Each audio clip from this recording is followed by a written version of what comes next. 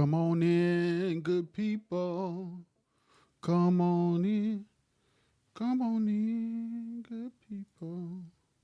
Come on in. Come on in, good people.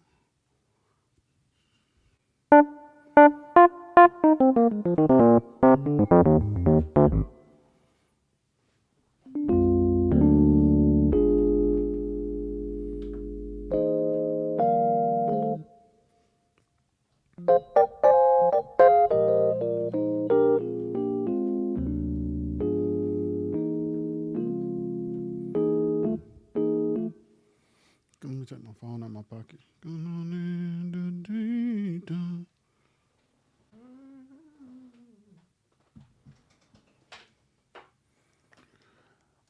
Jamar, what's goody? What's goody, brother? Y'all know the comments be late, so sorry about that.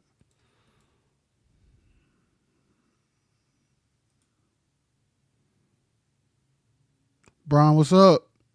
Who that?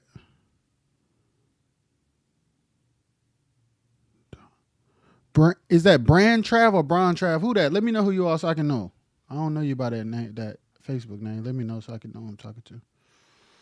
Y'all, come on in. Let's talk, bro. Let's talk.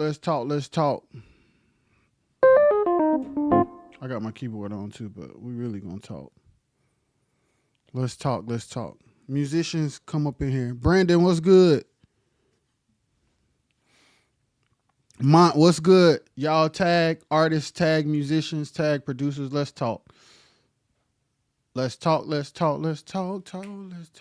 Do.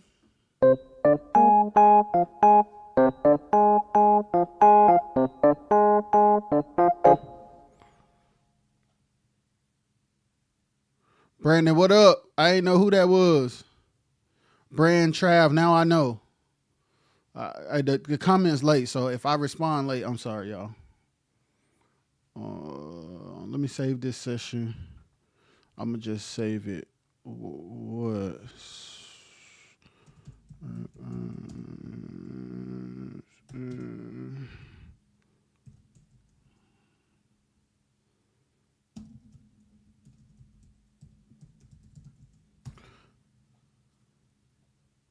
PD, what's good? PD, you out here working, bro. Shout out to everybody who had programs this weekend, gigs this weekend. Shout out to the Legends Gang. Shout out to everybody who been doing concerts in the last couple of weeks since I've been up here. Quartet fam, gang. Y'all come in here, let's talk, bro. Is my hat straight? Because, you know, my hat be looking funny. Hold on, let me check my hat, bro. Oh, no, that ain't right. Hold on. I'm fixing my hat, y'all. Hold on. I mean, it's all right. It's a little raggedy, but it'll be all right. Ain't it? Yeah, it's straight. Come in, let's talk, yo. Let's talk. Man, all I've been seeing this weekend. Hey, the Soul Seekers, they did a concert in Atlanta at House of Hope, and that jump was amazing. That the Soul Seekers is somebody we need to talk about because some people love them, some people hate them. The reasons why they're hated is because people don't feel like that they deserve to be. Can y'all hear me? Let me know if y'all can hear me good. People don't feel like the Soul Seekers deserve to be respected as quartet artists because of their outside accomplishments. Some people think they are not authentically quartet because of their outside accomplishments. I have never understood it, but people think they not real quartet. It sounds crazy, but we have this thing where major success, industry success, actual financial success, awards, accolades, it's like it can't live in. We have a problem where we don't think highly of ourselves enough to be associated with greatness, and anything that is great is not real to us. So they feel like they play quartet. They pretend to be quartet when it's convenient. People were mad because they won a Stellar that year. They ain't a real quartet group. They came out of nowhere, and all these other groups been out here for so long. How they get how all the other groups get overlooked is politics. All awards are politics. Ain't no award that ain't politics. If you don't know the voting process, if you don't know how to make sure your music is where it's supposed to be, when it's supposed to be there, if you ain't on these different boards and have relationships with these different peoples, you ain't winning no awards. All awards are politics. What is you talking about?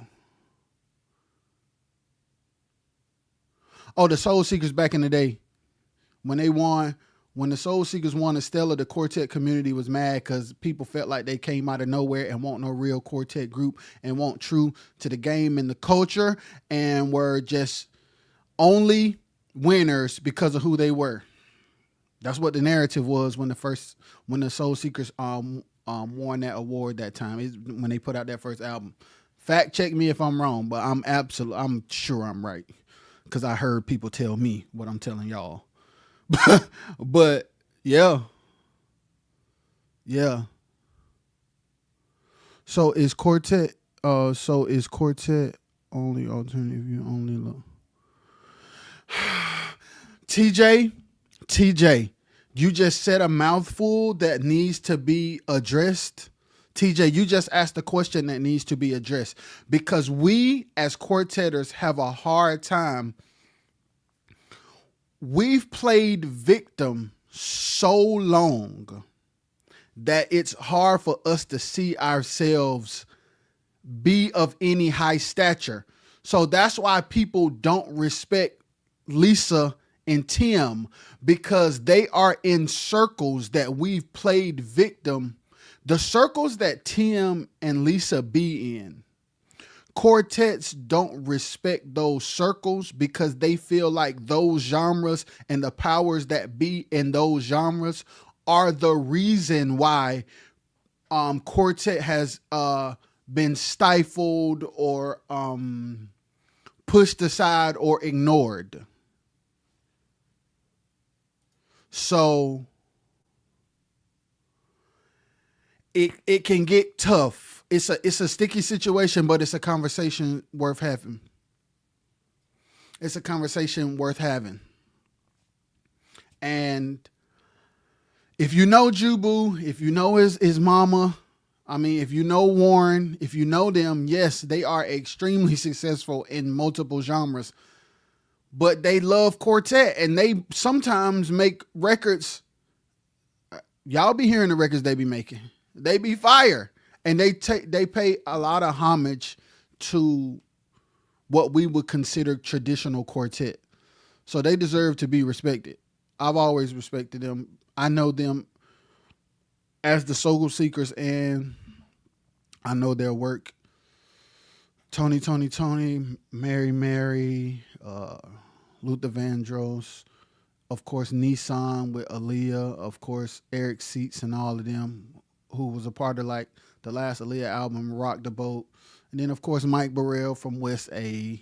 Then you got Chris Payton. Now you got Charlie Burrell. It's so many. They all elite. It's a bunch of them. No, if quartet is pushed aside, it's because... If quartet is pushed aside, it's because the quartet community won't get out of their own way. Woo! Woo! Dowdy, what's good? What's good? I will say this. It is easy to blame systems. It's easier to blame systems than to take accountability. However, there are always systematic things at play in all things. There are politics in all things, but there is also accountability in all things as well. And as a quartet community, from my experience living it, learning it, contributing to it, being a part of it, being a winner in it, being a loser in it, being a victim in it, even being a villain in it. There may be some people that say I've been a villain in certain situations. There's normally a heavy lack of accountability when it comes to things that we should do, should not be doing, should be doing less of, or should be doing more of. When those conversations come, people normally respond to me with, yeah, but, or yeah, that sound good, but. I'm normally, when I have conversations with people, like I don't have personal conversations with people anymore about it, because it takes a lot of energy to have conversations with people who come into it with limiting beliefs. When you have conversations with people who enter the conversation with limiting beliefs, your conversation can only go as far as their limits. So if a person can only see quartet in school gyms and churches, it's pointless to have an arena conversation. Does that make sense? I'm on talking arenas to a person who can only see high school gyms. I've already lost. It's already like the conversation is over before it starts, because the person is coming into the conversation with limiting beliefs. And there are narratives where people kind of shut down quartet. It's like contemporary people don't fool with quartet. Hey, Tay, what's up? And I've seen, like, even with the Scoot Challenge, people like, y'all doing the Scoot Challenge, but y'all don't like quartet. That's funny. It's 100%. Devin, what's up? It's important. It's important that us as a quartet community kind of take the chains off of what we're capable of, and look at Lisa and Tim as a blueprint and not an exception to the rule. And we have to stop discrediting their success and disrespecting their relationships when we could be benefiting from them. There are so many more talented quartet artists who could be in way bigger rooms if they didn't have limiting beliefs.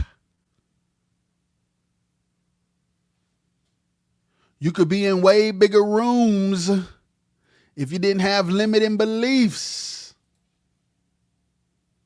A lot of what's not happening is not because we're not capable, but because we don't have the capacity to believe that it's possible.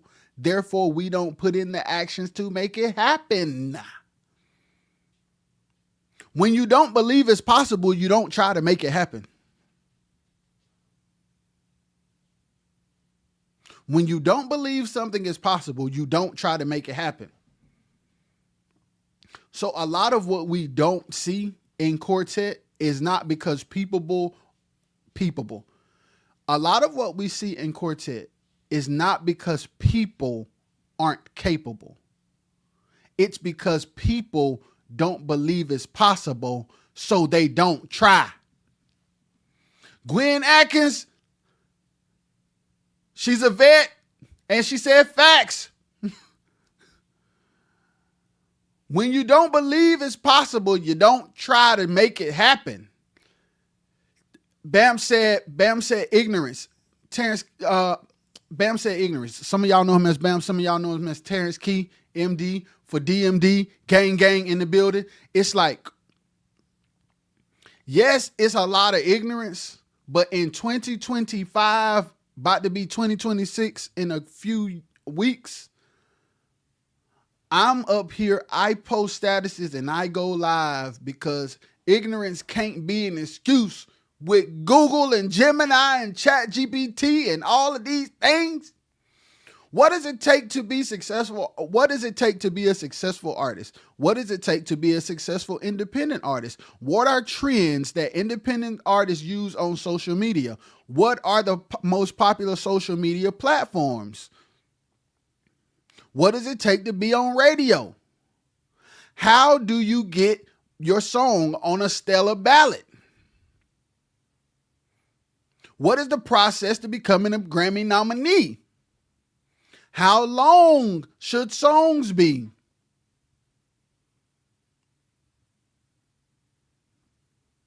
Hey, it's okay, let me address the ignorance thing even deeper. Ignorance is an excuse when you refuse to search. When you stop at, I ain't know no better. I don't know no. We are literally in the information age where ignorance, although ignorance is true. People are ignorant. People don't know. But in the information age, I didn't know don't work no more. Just say, I don't know, I don't want to know, and I'm cool where I'm at. If that's you. If that's you, and that's how you want to be, that's cool.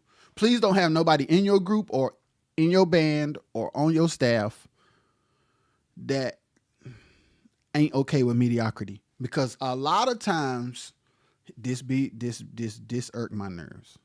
There's a lot of people who want to posture themselves as pro in gig settings, and they want to be associated with people who can make their facade look big, but you're wasting those people's time because they actually really want something out of this.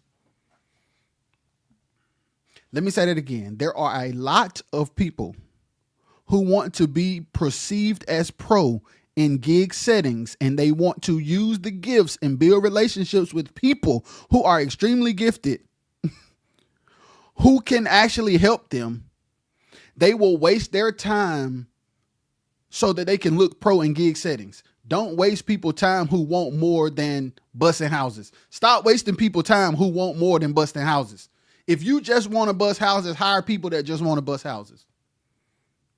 That's what I say. I don't think there's nothing wrong with not wanting much. I think there's something wrong with using great people who want a lot.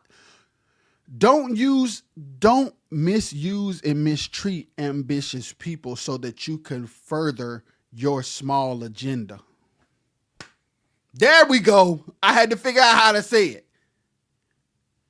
But you won't go get people who have your agenda, because normally people that have your agenda don't have the gift to make you look good. Woo, woo,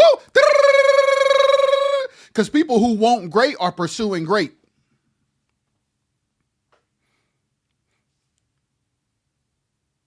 So you want to hire great to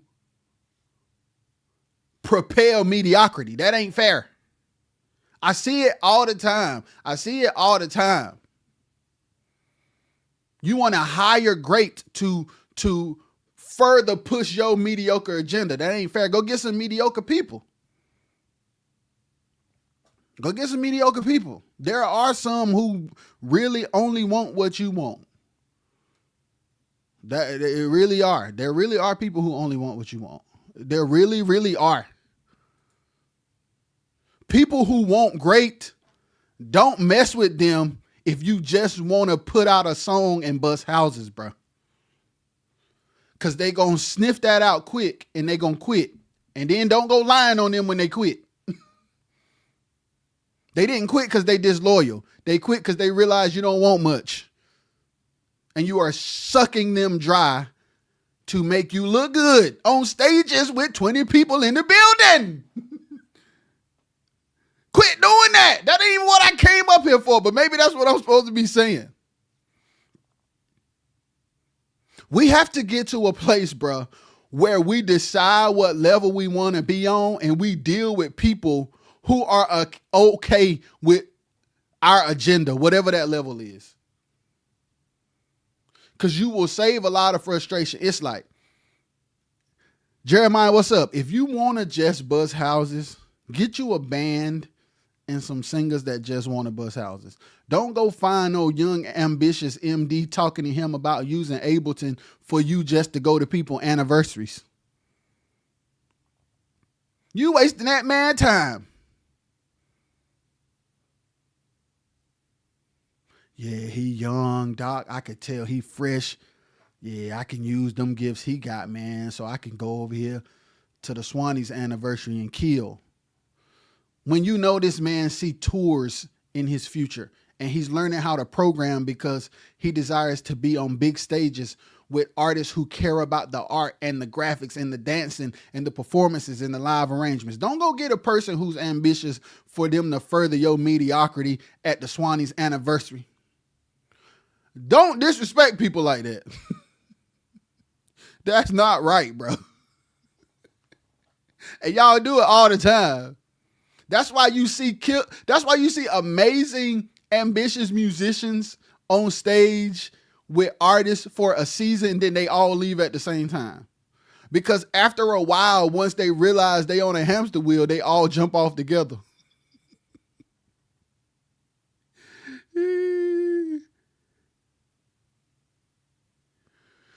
That's what I'm saying. TJ, that's what I'm saying. My thing is, okay, when you have an ambitious squad, artists, that is your opportunity to shoot for the moon.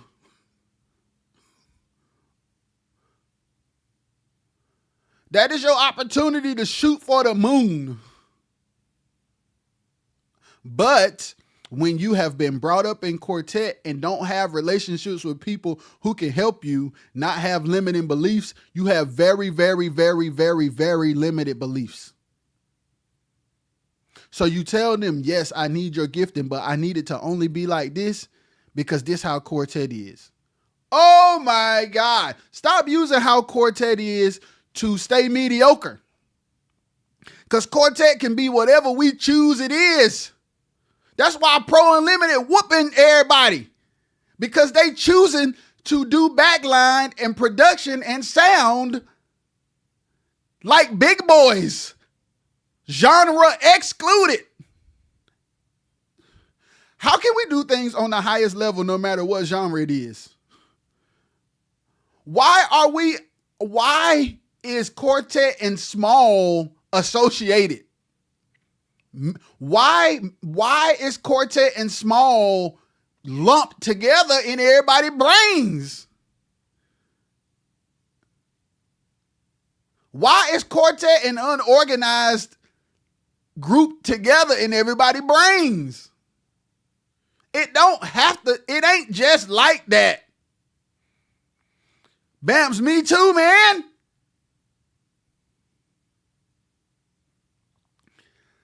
Jeremiah, most people in quartet,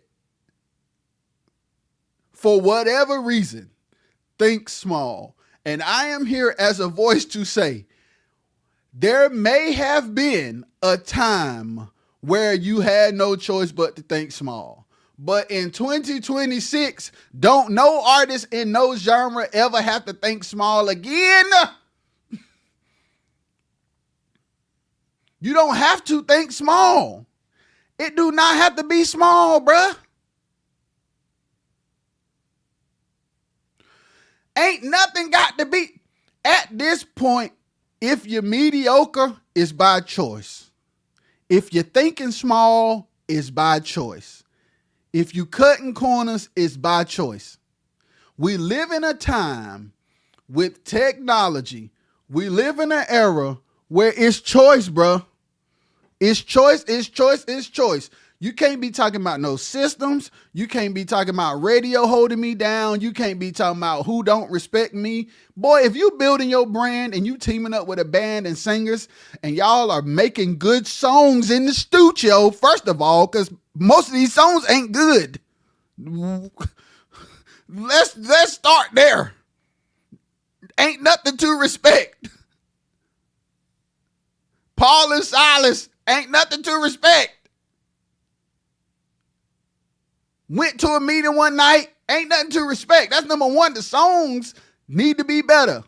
The songs need to be able to breathe with the message and melodies and top lines and production and arrangement.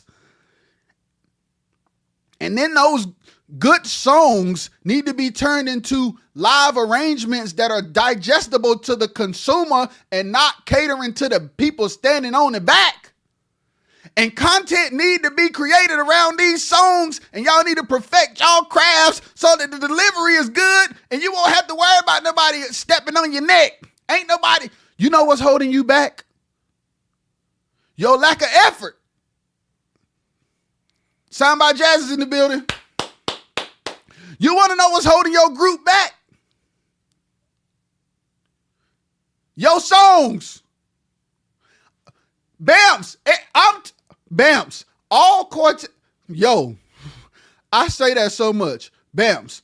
Songs about dying is killing. Listen. Songs are all I understand back in the day, we as a people, where we come from, we envisioned and imagined and dreamed and hoped of going to a better place because life on earth sucked that bad. I will not discredit, I will not disrespect, and I will not ignore where we come from. However, there are more things to talk about than dying and where we gonna go when we leave. There are people who would love to hear songs that they can apply to their everyday lives with the quartet sound.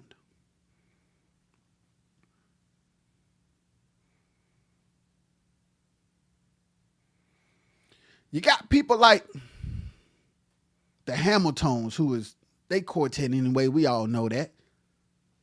But when you be like, you got to be loving me, loving me. You got Southern Soul, which is just quartet. You got John Mayer with songs like Gravity that sound like Tommy Ellison and the Five Singing Stars. Man, there's too many examples of successful people making quartet music that ain't about dying. For those of you who don't know, please go listen to Gravity by John Mayer. It is literally a Tommy Ellison song with the best sounding drums you will ever hear in your life. I need producers and artists and mix engineers. Jonas in the building, what's good? Hey? I need y'all to go listen to Gravity by John Mayer. That is a good blueprint for production. And Space. I ain't even talking about what I'm supposed to be talking about, which is records and live arrangements. But maybe I'll talk about that tomorrow. I don't know if I come up here tomorrow. But yo, quartet artists in 2026, do not come to the Lala in the building, gang, gang. Do not come to conversations with your team and with your people with limiting beliefs.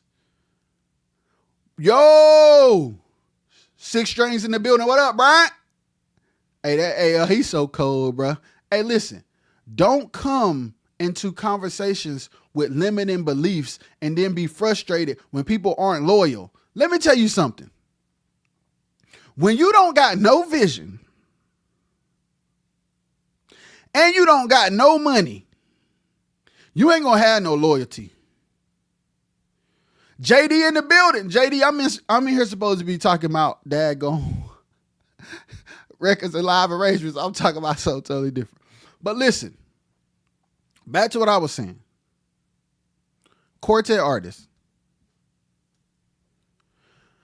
In 2026, please don't come to the table with limiting beliefs, because when you come to the table with limiting beliefs, bro, the conversation is over.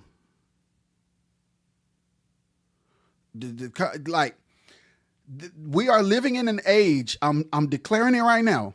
We have people in these comments right now. We have other musicians and singers and artists. We are aware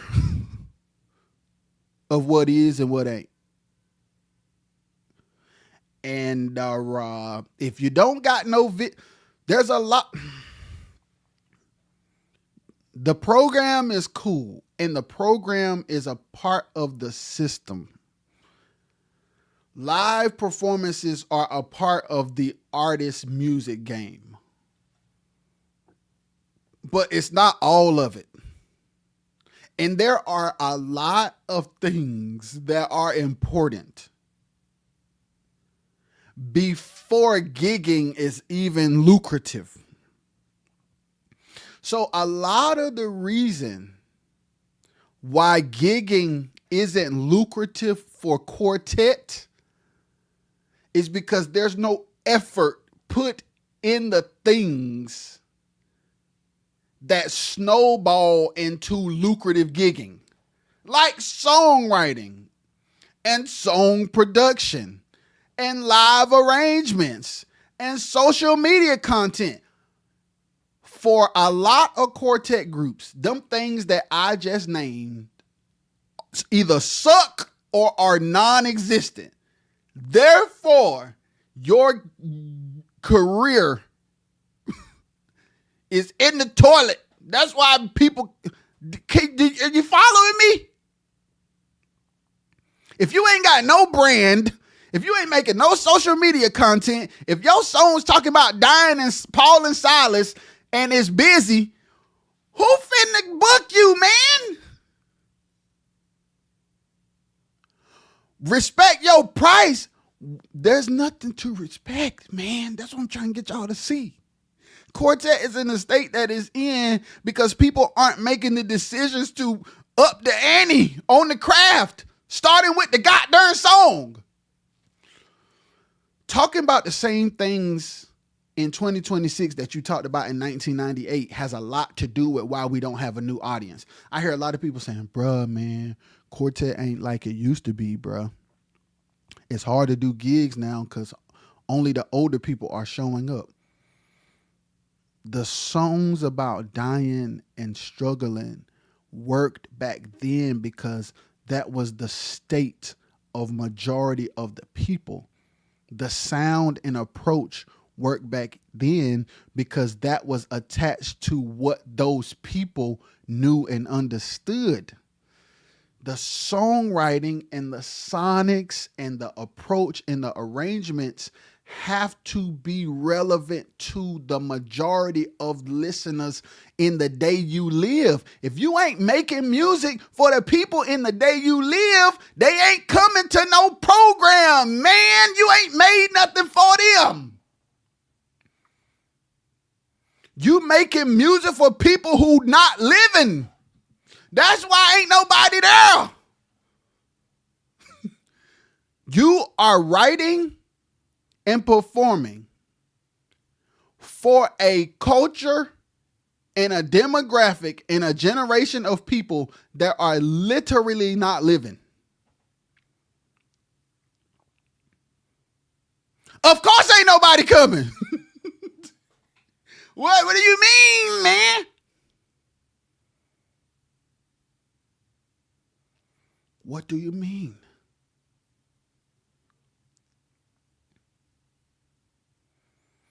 When Michael Jackson made Thriller with Quincy Jones, that was for then. When he made Invincible with Dark Child, that was for then. What makes Michael Jackson great is being connected to relevant people in each era.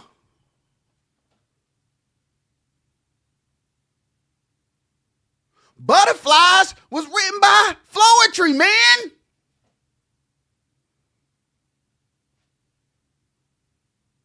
You understand what I'm saying?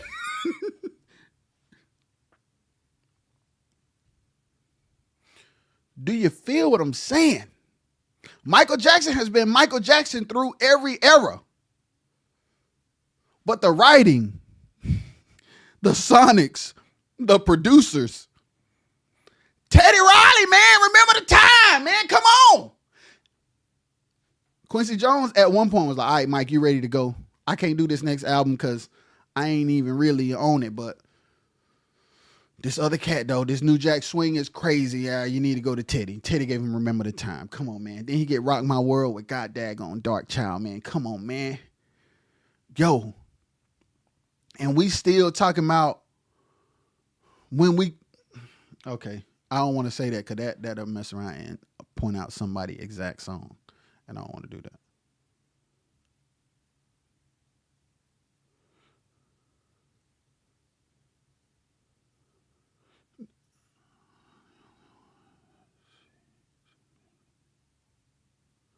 Hey, Jeremiah, major quartet artists got to daggone be doing content. Okay, what Patrick say?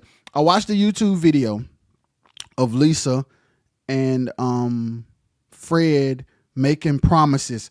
Woo! She was very intentional about the development of the song so that it will reach a broader audience. Let's talk about that. Gotta stay with the times, and that goes with the records live arrangements topic. Yes, it does, and I'm finna get there. So listen, I'm gonna mention what Pat said. If you listen to promises, I gotta make a video about promises because I got it in my notes. I'm not gonna do it here, but I did an analysis of promises and broke it down from the arrangement to how fast it get to the vamp to the lyrics, everything. Promises is not as successful as it is by accident. And that's what I think a lot of people are missing. We are missing how intentional you need to be, bruh, to make good music.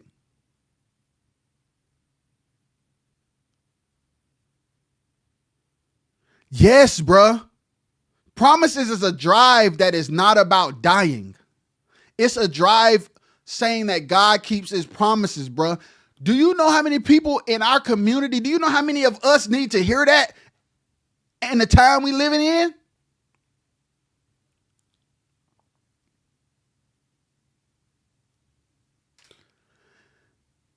Promise is alone. Promises alone.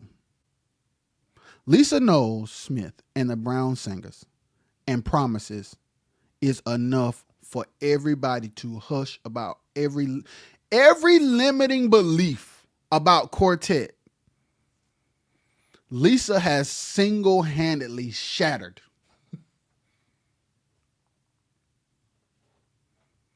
She does not have to be an anomaly. All Lisa artists following her blueprint too. Exactly. Shout out to Evo. Shout out to Evo. Shout out to Evo. Russell was good. Shout out to Evo. Boy, I'm so proud of them.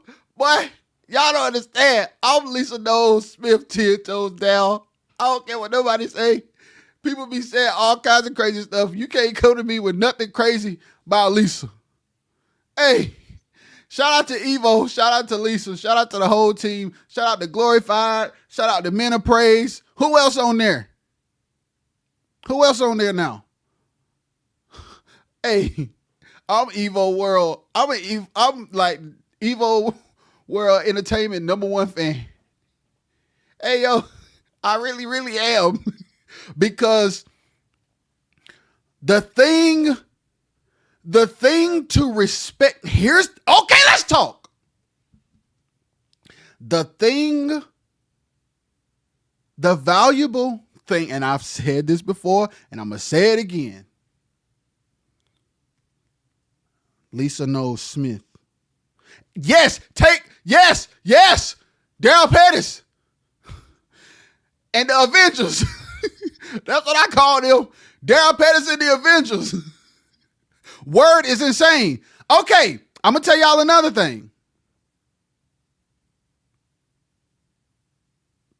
That y'all, I don't know if y'all paid attention to.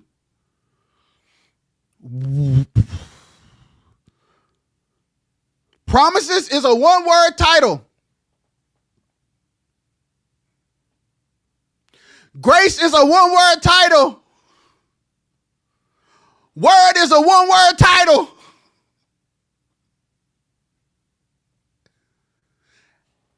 Ain't none of them songs about dying. All the graphics look good.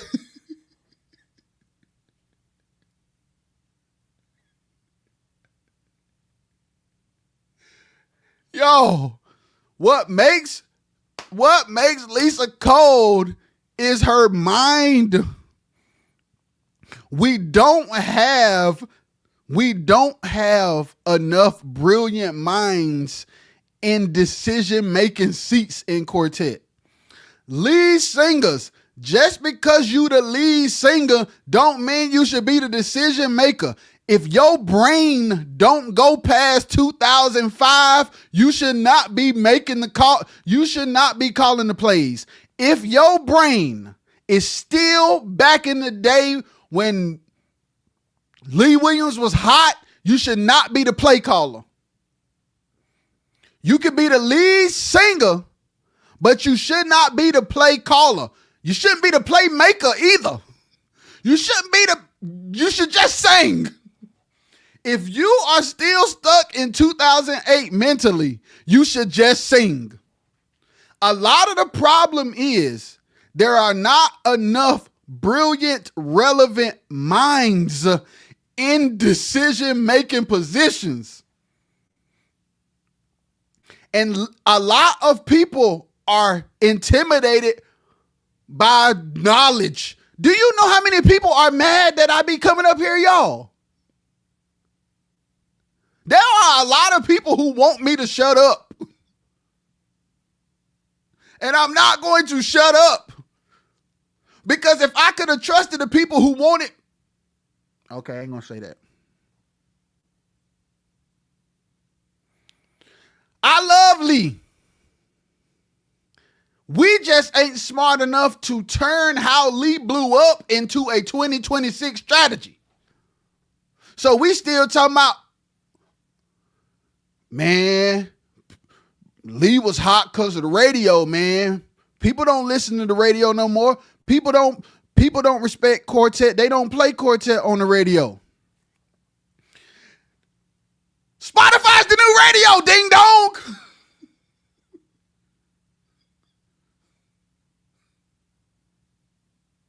What did you talk about? Okay, if you love Lee, what did Dexter do for Lee? What is today's version of it? You can't copy it, man, because it ain't gonna work. You can't do what Dexter did today. You got to do the equivalent of what Dexter did then. What is the equivalent of it today? You can't go on Bobby Jones no more. What is today's Bobby Jones? What is today's radio? What is today's promotion? You get it? You get it?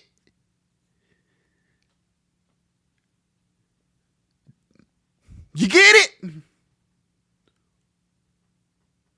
What's the principle? And then what's today's vehicle?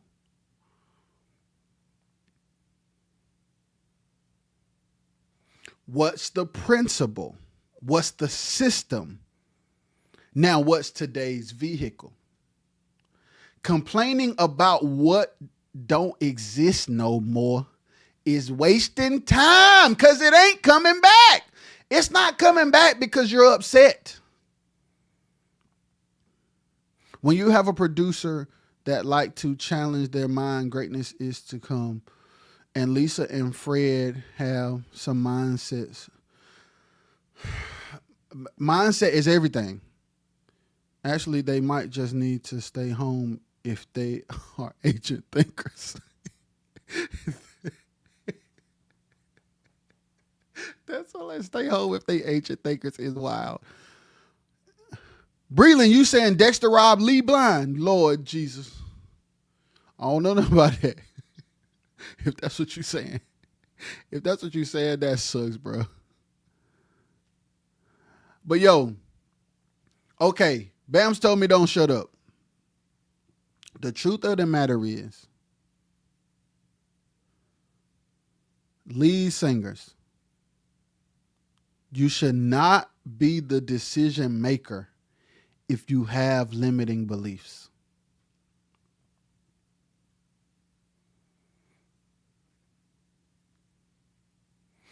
Lee is definitely an anomaly. In my opinion, Lee is Lee is an anomaly. I agree. But the truth of the matter is, the success of Lee can be replicated if people look at Lee's success through the lens of a studier. I want a better word than studier. Analyst. If you got to dissect things that were successful and then figure out, oh, that's good. He had no bad press. He probably that's true. That's a yo. We live in a day where today is wild. I'm gonna tell y'all another thing. I'm gonna say this with my whole chest. There are a lot of quartet artists. I'm gonna say this with my whole chest. There are a lot of quartet artists who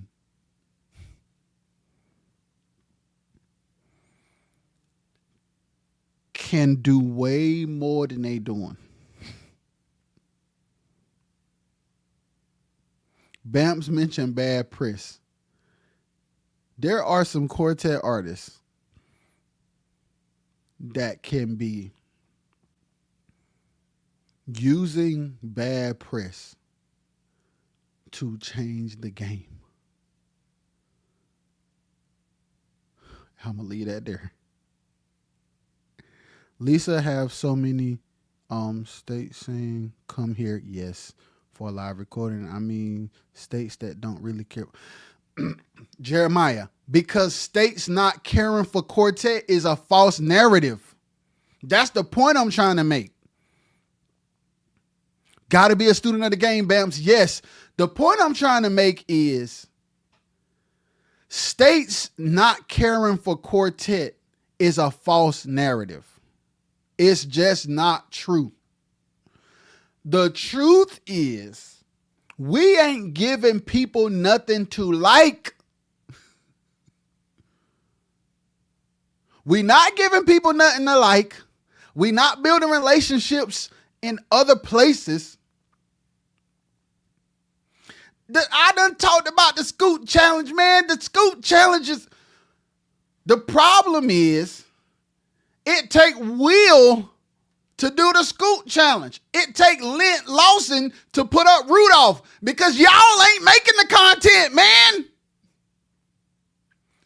G, what's up? Why is Will Johnson and Lent Lawson making more quartet content than quartet artists? I don't understand.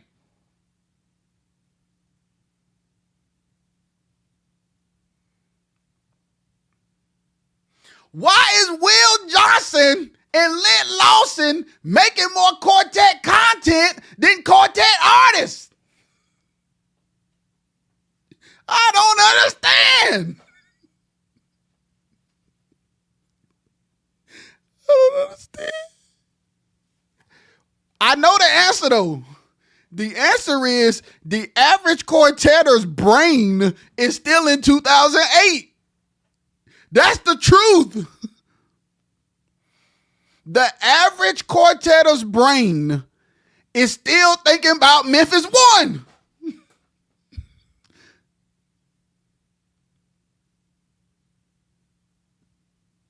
That's the problem.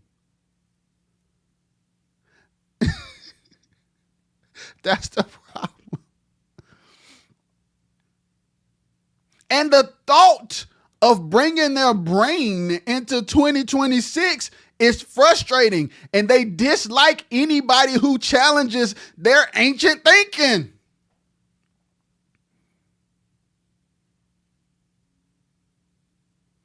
And they'll hire people who have relevant gifts, but they'll silence their relevant voice. I'm going to hire you because you understand how to make music of the time. But then when you tell me my movements are irrelevant, now I got to fire you because you're disrespectful. They not disrespectful. They tired of going in circles. And the relevant gift that they have in an irrelevant container is going to have them going in circles too. So they trying to give you an opportunity for them to be loyal to you. But they can't be loyal to you if when they challenge you, you shut them down. They better quit. They better quit. If they want something out of life, quitting is the right thing for them to do. If I know what it takes in 2026, and I'm a musician and a producer for an artist who I tell ain't moving like it's, if I tell you, bro, the way you moving, bro, it's outdated. And you think that's disrespectful? I quit. I quit. I quit. Because I am going to be nothing fooling around with you but a nigga that busts houses. And I want to be more than that. There are so many people who want to be more than your 2008 brain can conceive. So if you want them on your camp, stop making the decisions and just sing. Hire somebody to make the plays and call them, and you just show up and sing. The anomaly about Lisa is she's both. Most of y'all ain't both. Lisa is both. Lisa knows Smith is both. She's an above average singer by standards of what most quartet lead singers are capable of skill-wise. She's elite as a singer. She's elite as a thinker. She's going to be successful. She put people around her. She built an independent label, for God's sakes, with people in her city, and she taking them up, bruh. She not even selfish. Her network is beyond crazy because her gift made room for her to be on stages with people like PJ and James Fortune. She has an ability and a capability and a skill level that transcends where she came from. And she uses that to get her in rooms to create relationships with people to bring attention back to where she came from. While everybody else is complaining. The Williams brothers started a label called Blackberry, and they signed other artists. The Williams brothers got daggone Stevie Wonder on a record. The Williams brothers did a live recording and had Juanita Bynum and Carlton Pearson in there. It's not rocket science. It's It's not rocket science.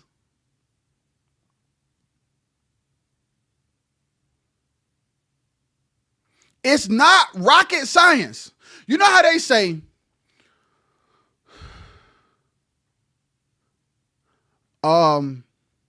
I just heard DJ Haddon's brother, Gerald Haddon, he was doing a song about prayer, and he was like, little prayer, little power, much prayer, much power. Small mind, small career.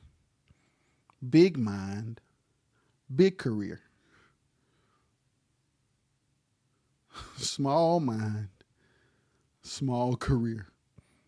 Big mind, big career.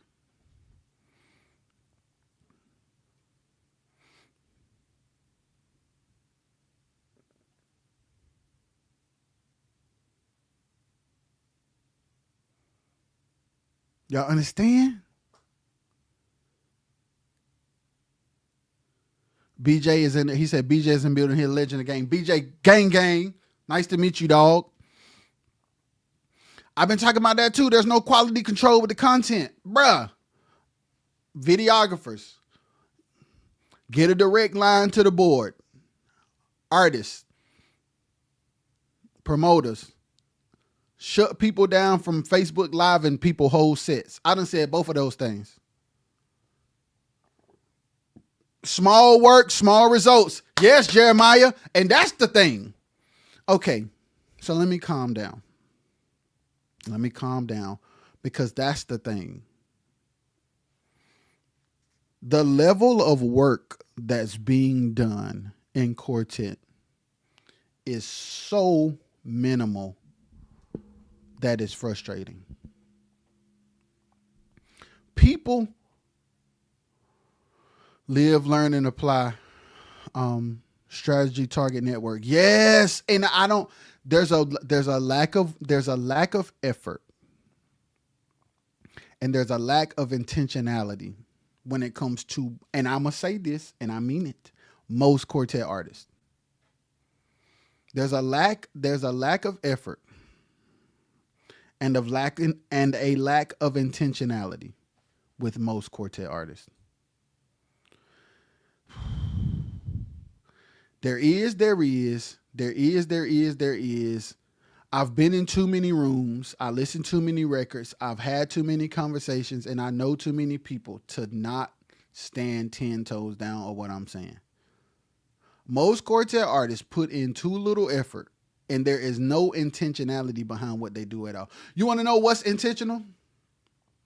Let's do a record so we can have something to sell. Let's book as many shows as possible. Let's take what they'll give us. Oh, they didn't honor the deposit. Well, let's still go anyway because we need to be seen. What are the songs? Hey, man, let's do whatever feel good. Let's make sure we got a tearjerker. Let's make sure we got a booty bouncer. Let's make sure we got a house buster. Everybody want a tearjerker, a booty bouncer, and a house buster, and it don't matter what it's saying. Y'all are taking nursery rhymes and Sunday school Bible stories, putting a bass line on it, and calling it a song. That's not a song, man. Mary Had a Little Lamb mixed with Job, who was sick so long flesh fell from his bones, with a Tracy Pierce bass line. It's not a drive.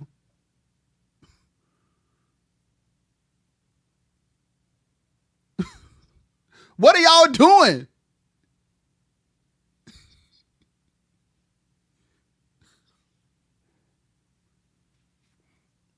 And then to make sure we're relevant, let's make sure we got a synth lead in there. Oh, we got a quality production. That's not it. Man, don't nobody respect what we do, man. Ain't nobody checking for us, man. People don't respect our price. Mary Had a Little Lamb, plus Job was sick so long, with a Tracy Pierce bass line and a synth lead. That ain't no song. What is there to respect? What is the value of that you just put together? What's the value of your song? You tell me. No, I'm asking. What's the value of your song? How much is that song worth to the public? When a person walk away from hearing that song, what is the life lesson? What is the aha moment? Or what can they be delivered from? Where is the delivery place in the song? What is the message? What is the story of the music? What is the story of the song? You can't answer none of them questions, can you? No, because as long as you can get to the vamp and say Jesus, Jesus, Jesus, you fulfill the assignment.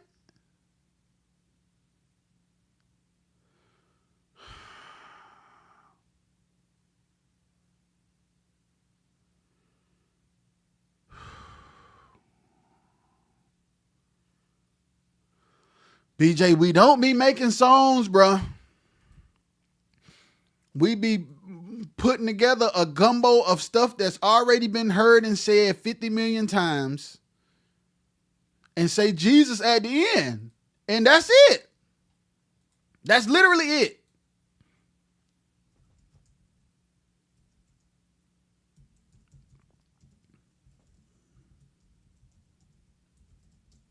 That's literally it. It starts with the song, y'all. Okay, let me say this. I'm going to say it like this.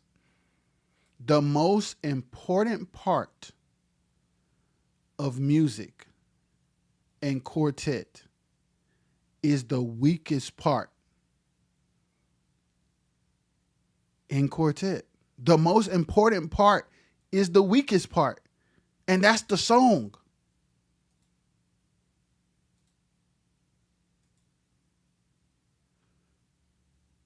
The song is the most important, and it's the weakest.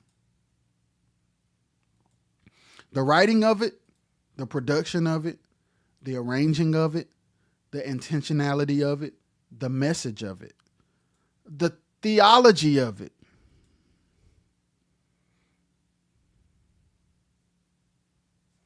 BJ, I appreciate that, man. Hopefully, share this live, man.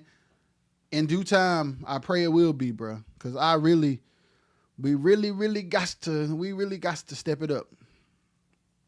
Because there's no need to be frustrated with what you're not getting and how you're not being respected when you're not like really like up on the craft for real. And a lot of it has to do with ego. I don't care, lead singers. It don't matter how good you can sing if you can't write a song. You can't sing your way out. You can't sing a bad song good. You can sound good singing a bad song, but your singing can't make a bad song good. But a mediocre singer can make an amazing song last forever.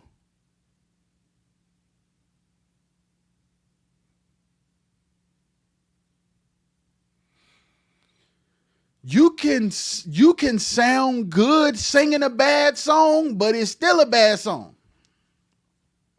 And you will get away with the drummer smacking it live because the music feels good in the room, but the stream numbers ain't gonna move because the song ain't good. It works live because ain't nobody paying attention to the song live if the band killing. But your fan base ain't growing because when the hoopla ain't going, people realize it ain't a good song. What is you talking about? Skip.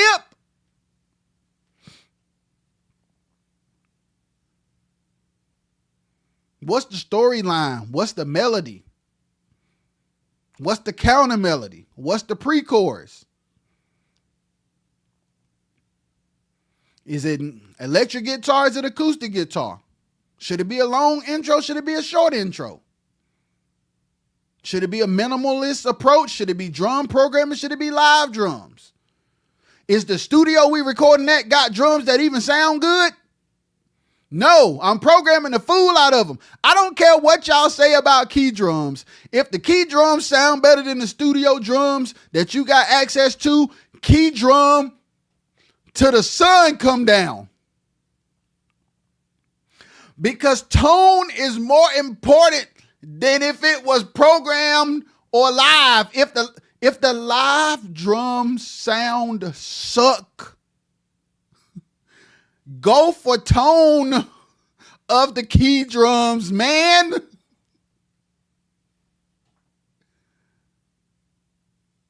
Yo, I hear so many people, hey, bro. I hear so many people, hey, man, doc, them program drums. The drums at the studios, if you ain't got no money to go to a studio that got good sounding rooms with outboard gear and techs that can tune the drums with good mic placement, key drum, please. Please. At least the computer has already EQ'd the drums.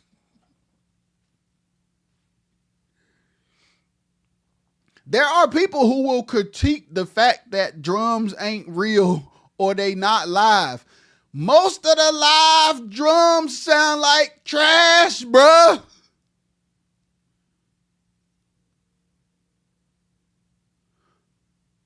We not EQing, we not tuning.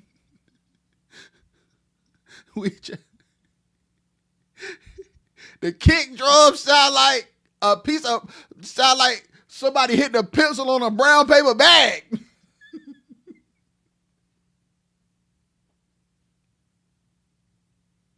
But the drummer killing though. That's what be crazy. The drummer be overplaying the song with his good chops with the brown paper bag kick drum. I'd rather have a straight beat from a key drum than this incredible drummer overplaying this song on bad sounding drums. Producers need to be making calls that are more intentional. Flip the sonics. Make the sound that has a broader reach. Yes! Many of these nice software live drums are killing. Yes! That's another thing I be saying. BJ, thank you. Study. Bruh, I just watched a video yesterday where a man was explaining that Quincy Jones, he did not drive. Quincy Jones will have his driver take him on Wednesday to get a printout of the Billboard charts. And he would go get the printout of the Billboard charts. And every record in the top 10, he would have his driver take him to the record shop to buy. And then all 10 of those songs, he would study the arrangement, the writing, the instruments used, the melodies, how long the intro was. Guys, why? Because you need to know what people are consuming, man.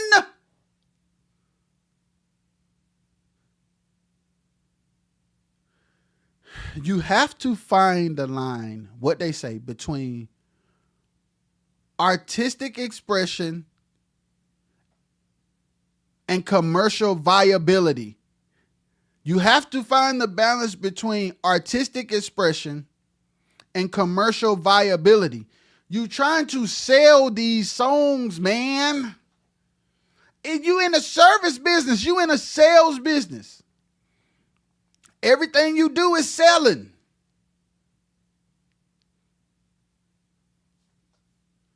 Today's version of people buying your song is streaming it.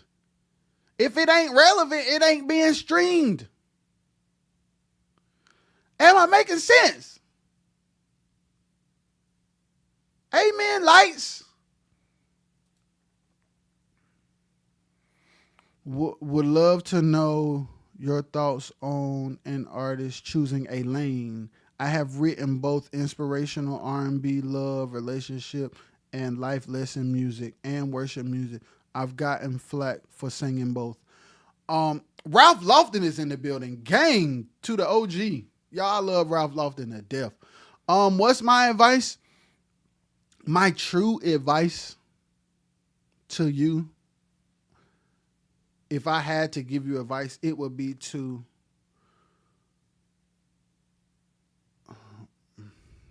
honestly, we live in a world now where you should do it all and pay attention to how you feel creating and couple that with people's response to it if you want a career in music. Because you have to get to the place where there has to be a balance between artistic expression and commercial viability. You don't want to be so artistic that don't nobody want to listen to your music. But you also don't want to be so commercial that you just copying things trying to be hot. You have to find the balance between who am I and how can I pair who I am with relevant sonics and format in the time in which I live. Until you get to a place where it don't matter what you put out because your brand is that big. And you see artists do that all the time. Right now, it don't matter what Beyonce put out at this point in her career. But there was a time where with Destiny's Child, Matthew Knowles was hyper intentional.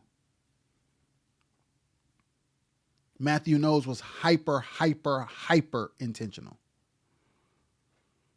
So you have to find the balance between which one of those genres or what subject matter moves you the most when creating it, mixed with the response you get from people when you make it, if a career is your priority.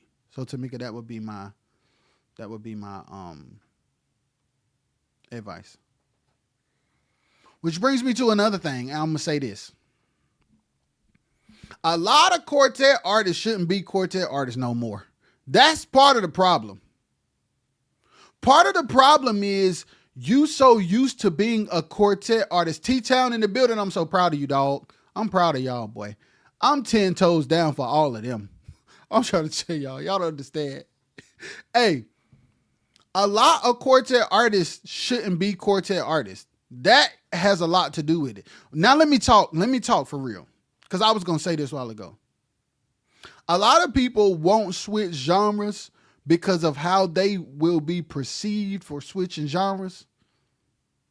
When people know your lifestyle anyway. People know your lifestyle anyway, so switching genres probably make most sense. Please hear what I just said.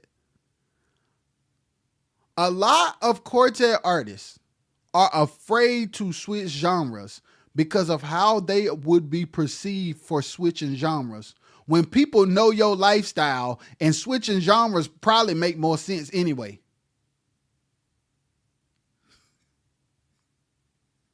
You could be much more successful with a whole lot less judgment if you switch genres.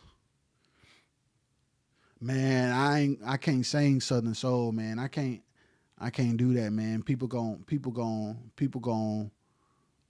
they gonna ridicule me, man, for like turning my back on God.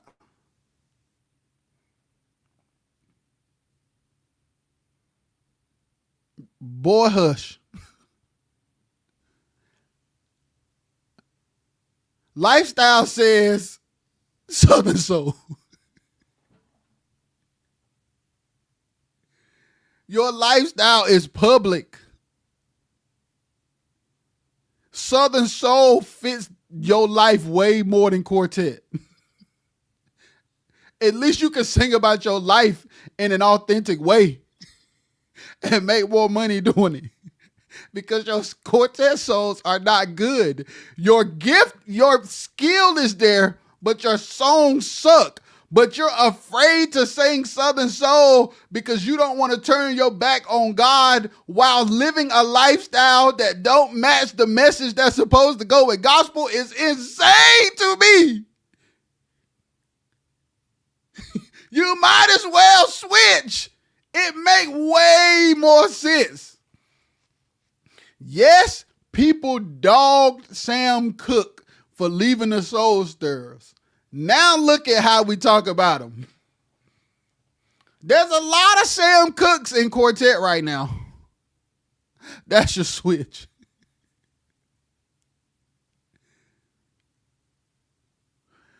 Jeff, switching make way more sense for a few Quartet artists. Because if it's about like, if the decision is about perception and you are going to disregard the lifestyle, you might as well switch. If you're going to live, and I'm not saying that how you living is right or wrong. I'm saying based on your excuse of why you have not switched, you might as well switch. If your lifestyle more aligns with another genre and you don't plan to change and people know your lifestyle anyway, and you broke singing Quartet, it made way more sense to switch. And you'll be surprised how you're received, bro.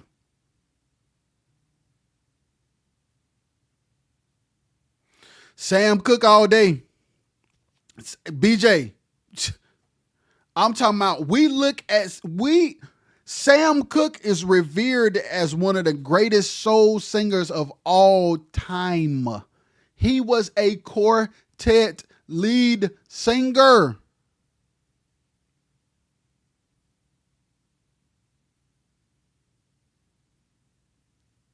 He was a Quartet lead singer, man, literally. And at first, he put out Lovable. He changed Wonderful to Lovable and put it out under an alias name. People knew it was Sam Cooke because of his voice.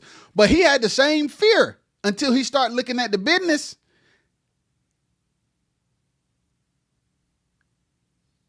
That's what I'm saying, Jeff. If you finna be doing what you doing, you might as well get a bigger bag, bro. I ain't gonna lie. Because the truth be told, it's a bigger bag, bro. Because at the end of the day, if you like, man, I'm loyal to Quartet because I love God, and it's not about the money, it's not about the career, it's not about the success, it's not about serving. That's a different conversation. You could do that on the smallest level and God will be pleased because your heart is in the right place. But if you gonna live how you gonna live and you frustrated with Quartet not respecting you and you feeling like you in a box, you instantly out of the box soon as you switch. Because if you don't plan on changing your life and you want to see your musical career go to another level, soon as you switch, it's automatically over. That, like, the boundaries and the blocks in the box is automatically gone. And the funny thing is, you're going to be embraced on the other side, and the Quartet people coming to them shows because they already going anyway. They already going anyway.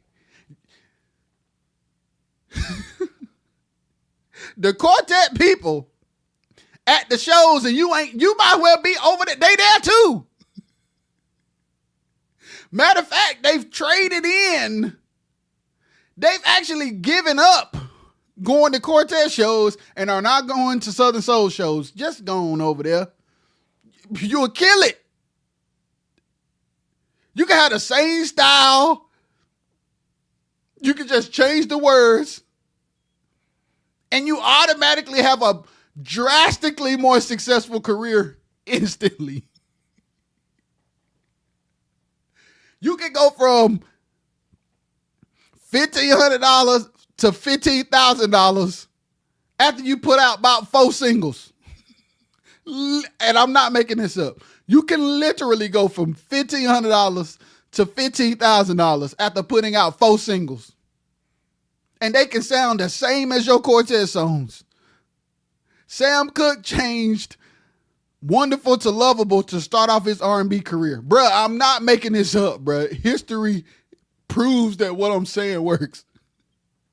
Sam Cooke sung the same way as an R&B artist that he did when he was a quartet artist. The lyrics just changed. And then the budgets changed, then you start hearing orchestras and stuff. It did get crazy eventually. But initially, it was R&B soul stirs. You might as well switch. Bro, I ain't even talking about what I'm supposed to be talking about, bro. I'm supposed to be, but I am, really. I'm supposed to be talking about records and live arrangements, but I guess it's necessary. I guess it's all one thing. I guess it's all necessary.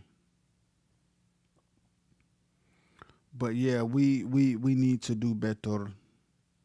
Because these songs, bro, I'm trying to tell y'all, these quartet songs, I listened to an album yesterday and I'm like, I've heard this before. I've heard this before. I've heard this before. Changing the music is not making the songs good, bro. Saying the same thing the same way with new music is not making these songs good. The songs are not good just because y'all... It's not, bro. It's not, bro. The song is number one most important. And that's where the ball is being dropped the hardest on the important thing. On the important thing. And I'm gonna be honest. Subpar production is even subpar production is able to slip through the cracks when you have a great song. But great sonics and great music arrangement don't make a bad song good. It just makes a terrible song with good music. And I don't think y'all understand.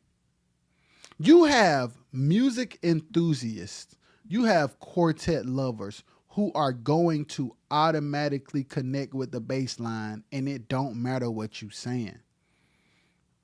But that ain't who you need to be serving to build your career. Like the homegirl that sit in her car and groove to the bass line, she was gonna listen to it anyway. The musician who just trying to check out the new licks, he was gonna listen to it anyway.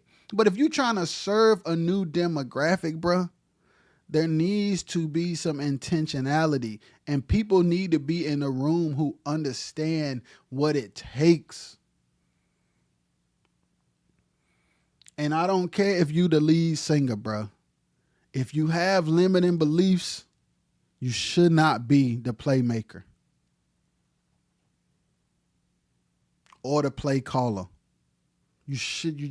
Because at the end of the day, your ego, your lead singer ego is getting in the way of your group's ascension. Don't let your lead singer ego get in the way of your group's ascension. Please, bruh.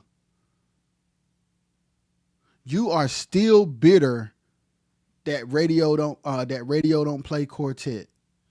You still wish that the ballparks were packed. You still talking about how it used to be.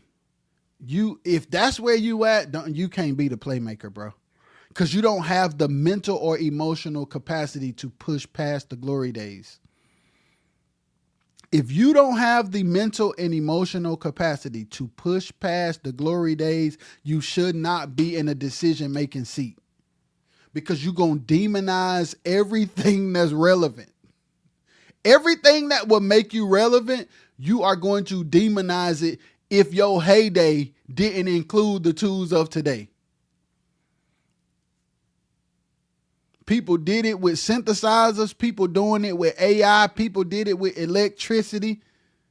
There's always a group of people who demonize the development that they did not grow up with.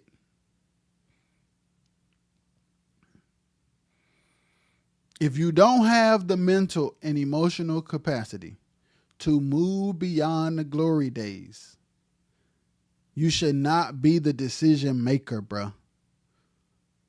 You should just lead, sing, and hire people who have the capacity to make plays in today's time. Please listen to what I'm saying. Because your frustration, your limiting belief, your limiting beliefs are the chains. Your limiting belief are the chains.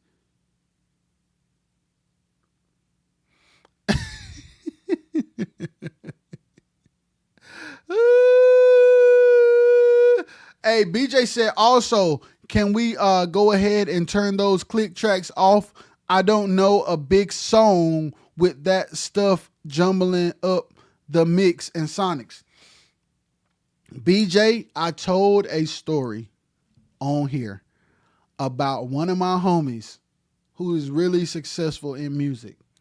He came home from out of town one time and I let him hear a song. And he was like, y'all still using click tracks?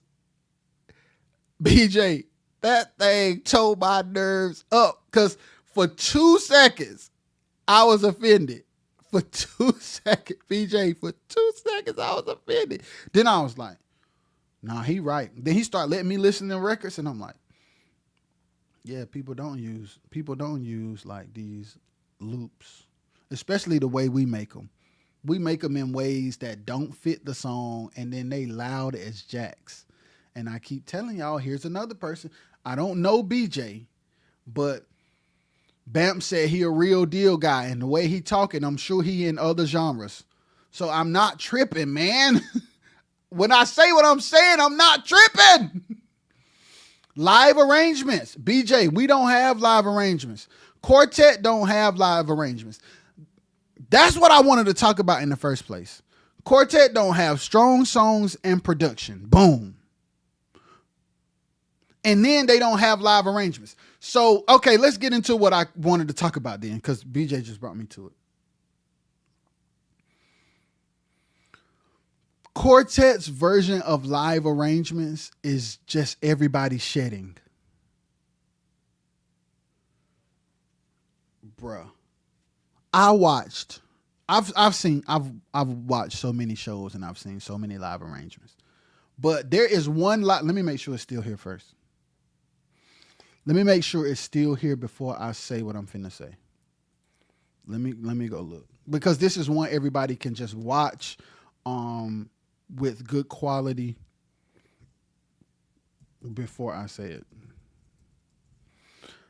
Records need to be produced in a way where there is room for live arrangements. Okay, so it's still online. I need all producers and all musicians and all programmers to go on Netflix and watch Justin Timberlake and the Tennessee Kids.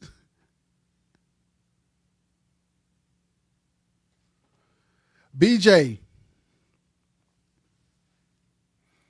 loops are a timekeeper unless it is intentionally programmed to add to the production. Loops are meant to be timekeepers unless they are intentionally programmed to add to the production.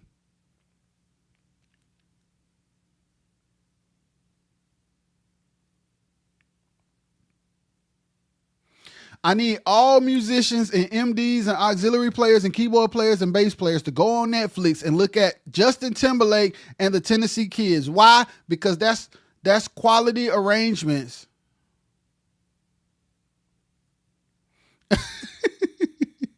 Hey, that's quality arrangements that everybody could just watch real quick in a quality way. Like, cause I don't want to send y'all to YouTube or nothing to like some junk that ain't. And that's what I was trying to say about arrangements. Like records, it's like it's important to produce songs in a strategic way that leaves room for a live arrangement. And it takes a mature, disciplined, intentional producer and mature, disciplined session players to minimalize their approach to a studio record. You have to be egoless and song driven to properly execute a song when you tracking in the studio. It's important to dissect us, but like I said, here's the problem. Most of the time, quartet artists are banking on musicians to kill because the song ain't a song.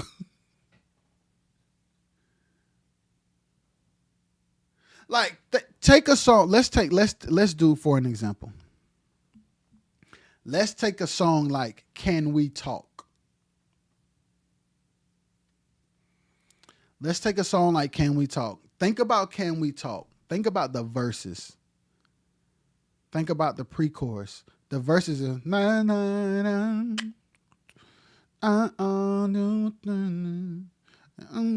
Whatever. And then the pre is da da da da da no no da da da do not no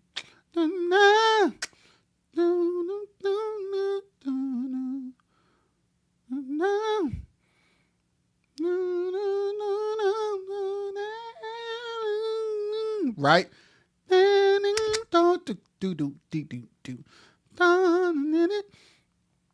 How many quartet songs in your mind can you vibe to the melody of the lyrics? How many quartet songs can you sing where the melody is that consistent from part to part, that intentional with a story, and it's like, dang, that junk is good. That song is written where the music complements it. No, in quartet, the singing complements the music. It's backwards. In quartet, the singing is complementing. It's like the music is the main attraction, and it's like the lyricist in the lyrics is the help. That's why it's not penetrating in new markets, in new generations. You're going to always get the response of people who used to the sound that was already going to listen, but you're not going to attract nobody new because it's upside down. We got to strip back all of the ability to play and have melody and top line and storylines that transcend generations, that can relate to my grandma, my mama, me, and my kids at the same time. And then we need to have sonics. It needs to sound relevant, which means we need to be students of the game of music today. And if we do choose to be nostalgic when we get ready to execute a record in which we would like to be nostalgic, it has to be authentic so it don't sound like we tried and missed. It's all reversed now. It used to be the lead singer and BGVs drove the mission. It's definitely now band first being the driving force. Yes, the band being the driving force is a big mistake. It's a big mistake, and that's because we gig conscious. We're not song conscious. We are gig conscious. And yes, you want to be intentional to make sure you are creating songs that will do well in a gig setting. I'm not saying that that is wrong, because other genres do it. Hey, let's make sure we got a sound that will be big in arena. Let's make sure we got an 808 that'll knock in the club. Let's make sure we got a phrase that people will chant. It's not wrong to think about the concert. What's wrong is disregarding the message. What's wrong is saying what's already been said the same way it's been said for 30 years and then trying to like interject that into a bunch of busy music. That's the, and that is being repeated.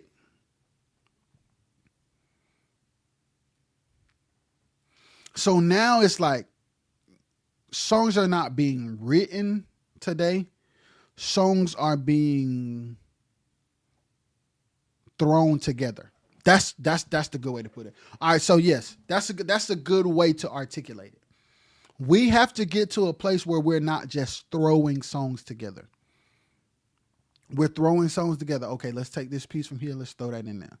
Let's take this piece from here. Let's throw that in there. Y'all remember that thing we heard? Let's throw that in there. Y'all remember that bass line from there? Let's throw that in there. Now make a loop.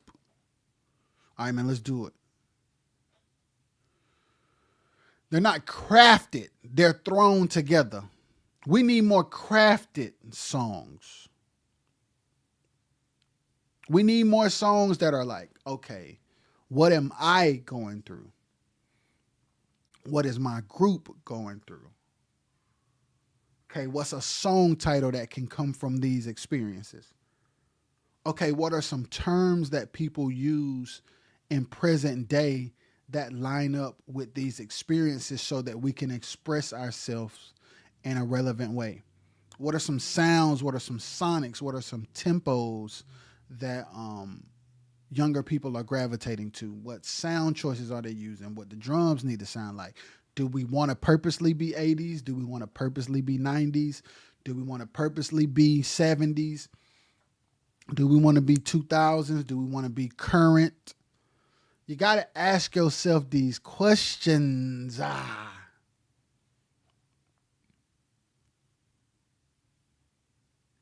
We can't just be like, everything gonna be all right. That's the song. All right, now music. Let's do Clean Up Woman. Let's make Clean Up Woman music. Let's say everything gonna be all right. And give me a snarky puppy intro. Make sure the lead synth is crazy. Make a loop.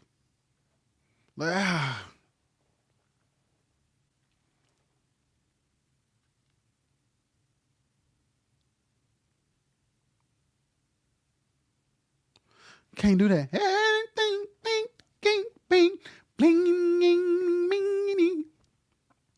Everything bling to bing gonna be all right. Bing bing bing bing. Intro. Bing bing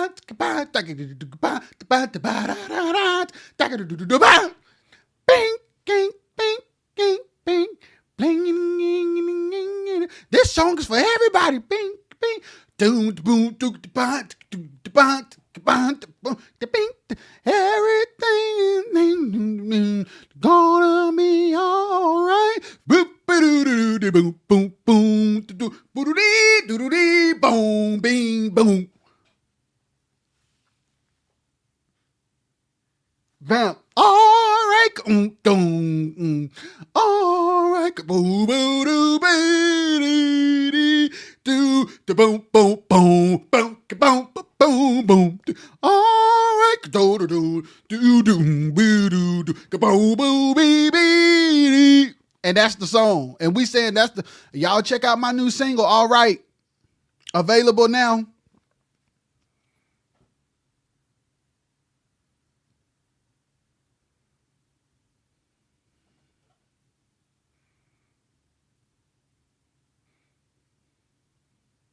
Y'all, we can't keep. That's a thrown together song. And live, people gonna love it. And if somebody live stream it while you performing, it might do numbers. But it's not about to change your life because it's not crafted. It's not crafted. It's thrown together. And there are elements of it that people are going to connect with automatically if you're a quartet lover. But it's not life-changing because it's not crafted.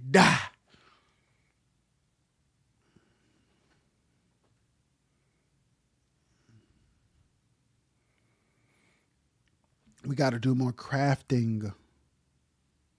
We got to be way more intentional in the writing process first, and way more intentional in the production process second. Is it S or D? D.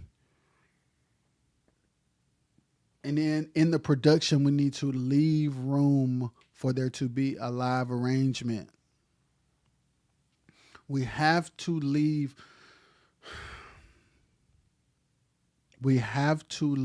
room for there to be space for a live arrangement.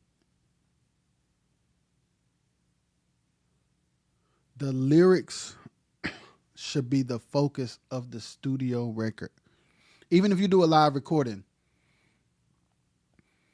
Okay, let me explain this too, because this is important. In the context of a group doing a live recording where you're recording songs for the first time, musicians should still have a session mindset.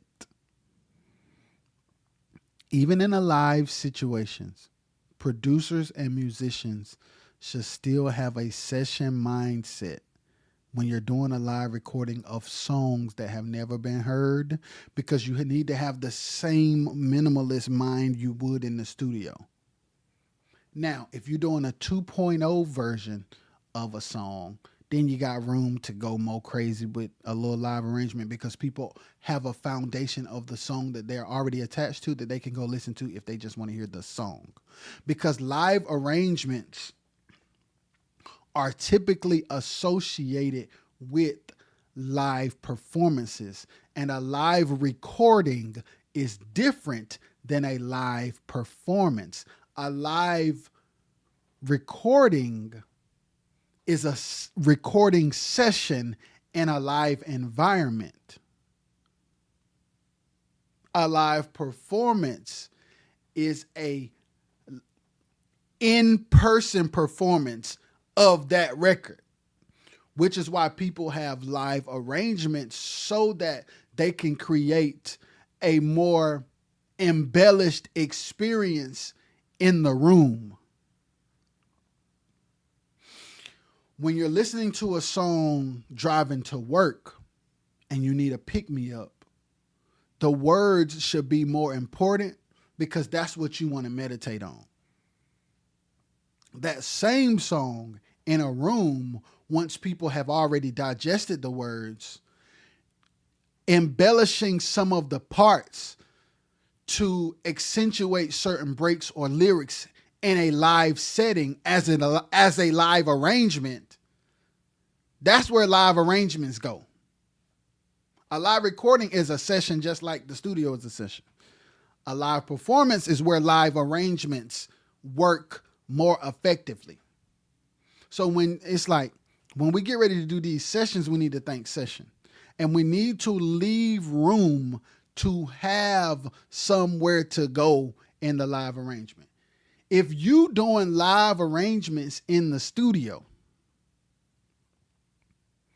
then you go live and you do the studio arrangement that sound like a live arrangement, plus add more stuff to make it a live arrangement, and then all the band members freestyling. So you got live arrangement times 2 plus freestyling on top of everything gonna be all right. And then a person on the front row recording your whole performance live.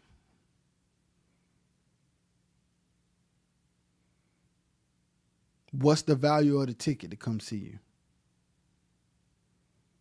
What's the value of the song to stream it over and over?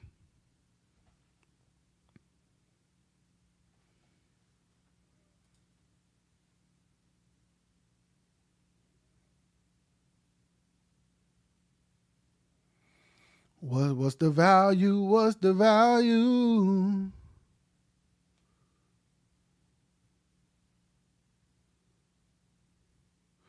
You really, really got to ask yourself. Yeah, I'm looking on my Instagram right now. My fault, y'all. You really we gotta get to a place where it's like we are be intentional about every phase. Quartet songs are missing relevant messaging. Quartet songs in 2026 are missing relevant messaging. That will be $6. Quartet songs in 2026 are missing relevant messaging. We just are. That's why we're missing a generation. Because we're lacking relevant messaging. We're lacking relevant messaging, and we're lacking relevant packaging. We're lacking relevant messaging, and we're lacking relevant packaging. Quartet, there's 2 things that we're lacking. Relevant messaging and relevant packaging. Let me explain. Relevant messaging. What we are saying. Like when we say most quartet songs are about dying. Okay, let's make some songs about living. Okay, the sound, the quartet root, the foundation of quartet, the elements that make quartet are not problematic, or we wouldn't have a Scoot Challenge. The Scoot Challenge proves that quartet is relevant. However, a song, because that's just music, and I think that's Will, but the top lines, the lyrics, instead of talk about dying, let's talk about living. And packaging, how is it being delivered? You can't have a CD 2008 10-song album, put the artwork online, available now. You can't, that's irrelevant packaging. When you make 10 songs about dying or where you gonna go when you leave, you make some artwork, you put it out, and you just do shows. It's not like the messaging and the packaging is dated. The sound, the foundational sound is timeless.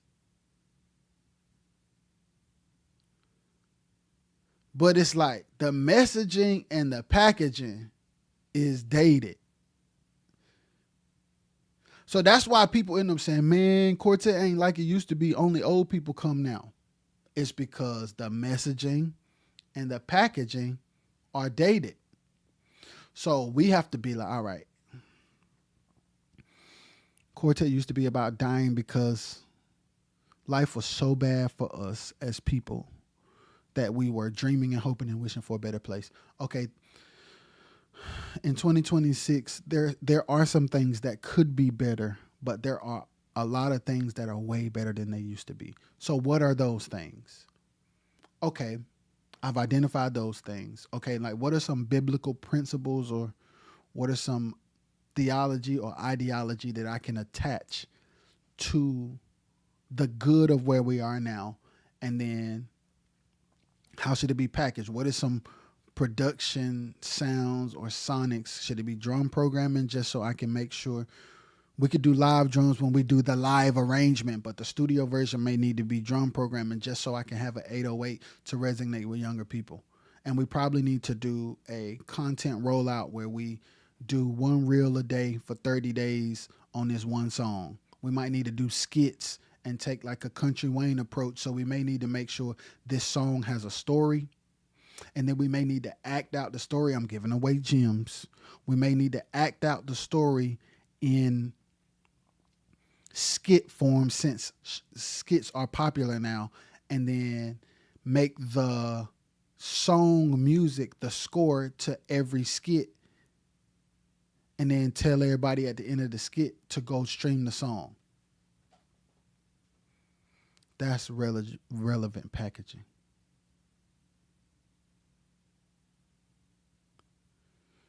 Saying everything gonna be all right with a bunch of busy music, and then making a graphic and saying available now, and then being mad that people ain't streaming or showing up to your concert.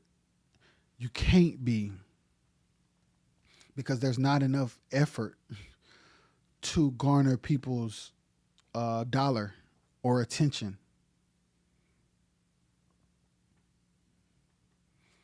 My brother Steven is in the building. That makes sense, y'all? We need relevant messaging and relevant packaging. We need relevant messaging. We need relevant packaging. We need relevant messaging. We need relevant packaging.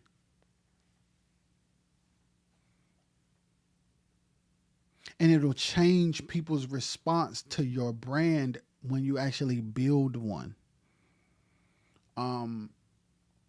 Your existence as a group is the foundation to your brand, but you need brand awareness, which is why social media is important. Because if people don't know you exist, they don't know to support. And the 5 people who were gonna show up anyway, they not spending money. So you gotta have messaging that compels people to be like, yo, this song changed my life. Whenever they close to me, or I don't care where they are.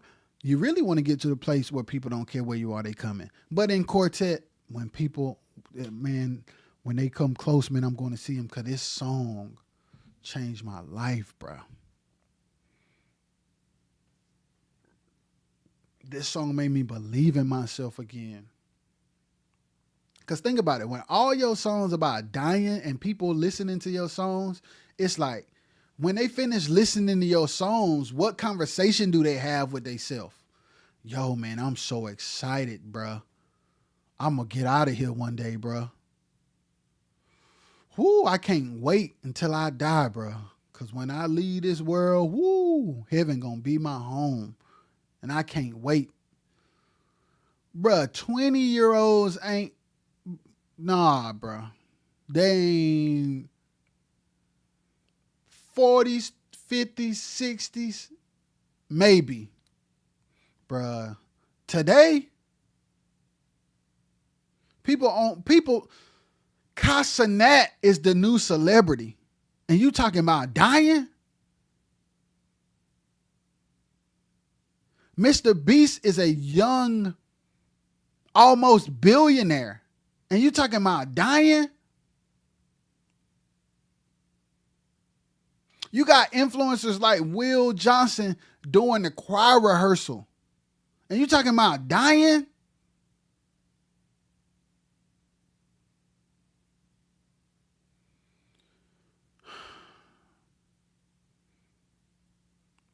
Messaging, packaging. Messaging, packaging. You want to see growth? You want to see your group grow? Messaging, packaging.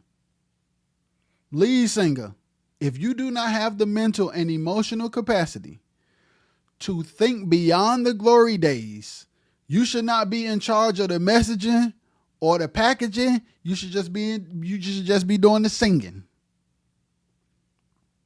Make sure they put the song in a key that you can sing. Make sure the message connects with you, and you sit back and wait till the song is finished and sing your part. And then when the packaging person come, whatever they tell you to wear, as long as it don't violate you, put it on, dog. When they tell you what location y'all going to shoot content, go shoot it. When they tell you an influencer that has a big gospel audience, when it's time to go, hire Will Johnson. Hire not Carlton Banks. Hire Lynn Lawson.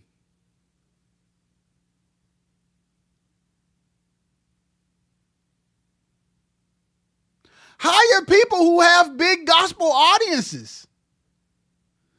Put them in skits that tell the story of your song. First, get the songwriter. Don't write the song because you ain't going to have no story. If it's going to be a Bible story if you write the song.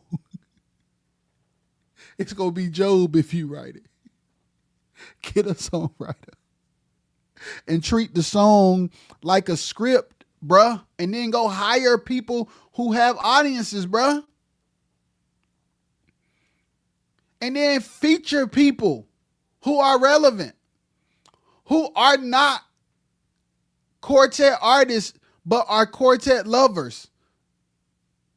Glorify got Daryl Walls on a song. The Walls group are quartet lovers.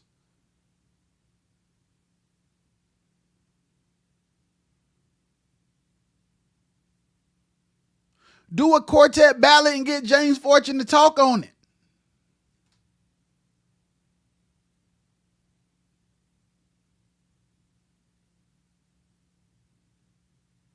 Do a quartet drive and get Zacardi to feature on it.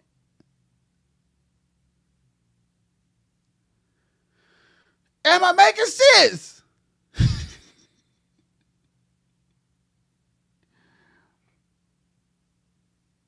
There's so many people who grew up on quartet who love the art form. It's just that now the messaging and packaging is irrelevant.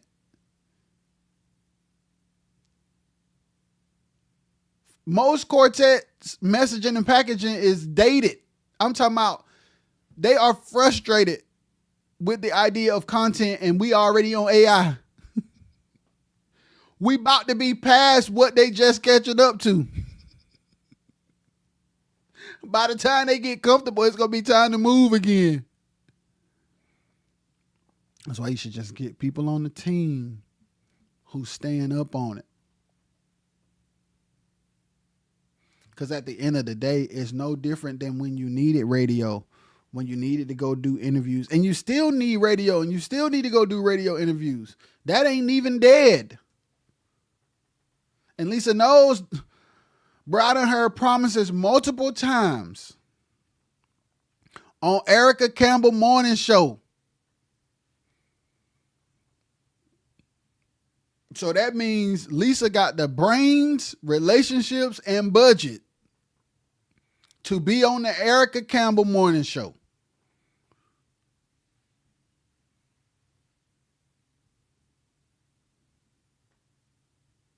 So instead of hating on Lisa, we need to be figuring out the answers to the questions. How? What does it take? It take knowing this person. I need to start. Hey, manager, I need you emailing so and so and so. It take 10 grand. Ooh, I need us do a group. I need us giving $100 a week till we get to 10 grand. I need everybody. And here's the thing, lead singers, if you don't do right by your group, they ain't finna invest back into that song being successful, because you barely pay them on gigs. They ain't finna give you a dime, and I don't blame them. That's why it's important to do right by people, because you don't want to only treat them like group members when you need something done. When it's time to make a decision, it's your group. When it's time to raise money, it's our group. No, sir. It's your group all of the time or our group all of the time. Choose. How is your group when you want to tell us what to do, but it's our group when it's time to buy suits? Amen, lights. How come it's your group when you want to tell us what to do, but it's our group when it's time to check up? Amen, lights. Amen, walls. That ain't gonna work, man. That ain't gonna work, man. I'm trying to tell y'all, bro. It's not going to work. It's not going to work. So, relevant messaging, relevant packaging. If we want to see the success of individual groups, if we want to see the numbers change, if we want to see the streaming numbers change, if we want to see the support change, the genre as a whole has to fast forward to exist in 2026. But individually, you can change your situation. If you are a lead singer, I'm going to say it again, that does not have the mental and emotional capacity to think beyond the glory days, you need to hire somebody, one, or number two, let them people in your group do it that already been. You already know there's people in your group that are capable. But you don't want to get at to them because your ego too big. Bro, they write better than you. They first of all, they sing better than you and they ain't quitting. I ain't gonna lie. If I was the lead singer of a group, here's the thing. Oh, let me break it down. I was gonna get off, but let me say it. You care more about your ego than the success of your group. That's problem number one. Because if we a group and the guy to the right of me sing better than me and write songs, all right. Spotlight, I got rent. I don't care who got the spotlight. I got rent to pay. And if he has the skill to help get my rent paid easier, put the light on him. Come here, son. Son. Sing another one. You crazy. You working hard. You working hard for a spotlight that's not generating income. You working hard for a spotlight that's not generating income. If this joker know how to write and sing, and you're like, man, this is my group. Ain't nobody getting more shine than me. But y'all can't pay y'all bills. The bill payer is going to sing, I'll lead the drive. There ain't no way. You care more about your ego than the success of the group. That's clear. Because there's people in the group who have what it takes to change things.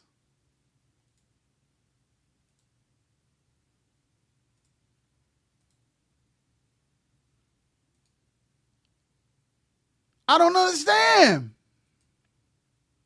I do understand.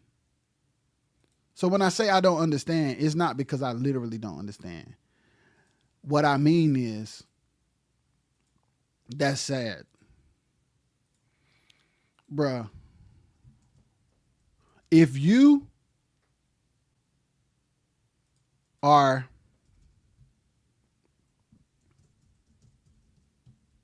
hold on.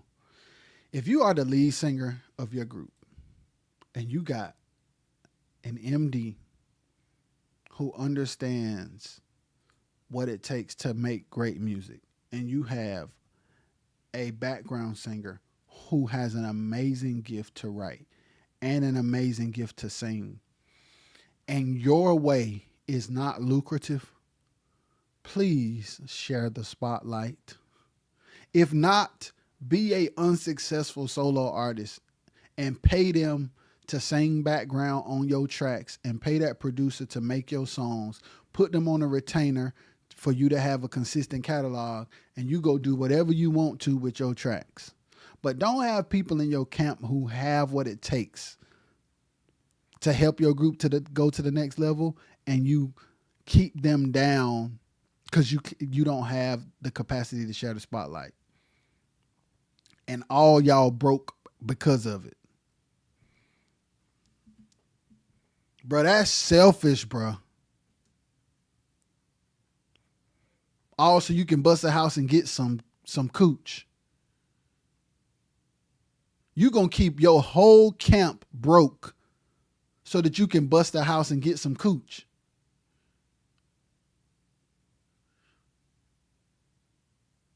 When you got an MD that's capable of giving you a sound that's relevant, and you got a background singer who's capable of singing way better than you and can write his face off, her face off, and you not letting them do what they do because you don't want to share the spotlight.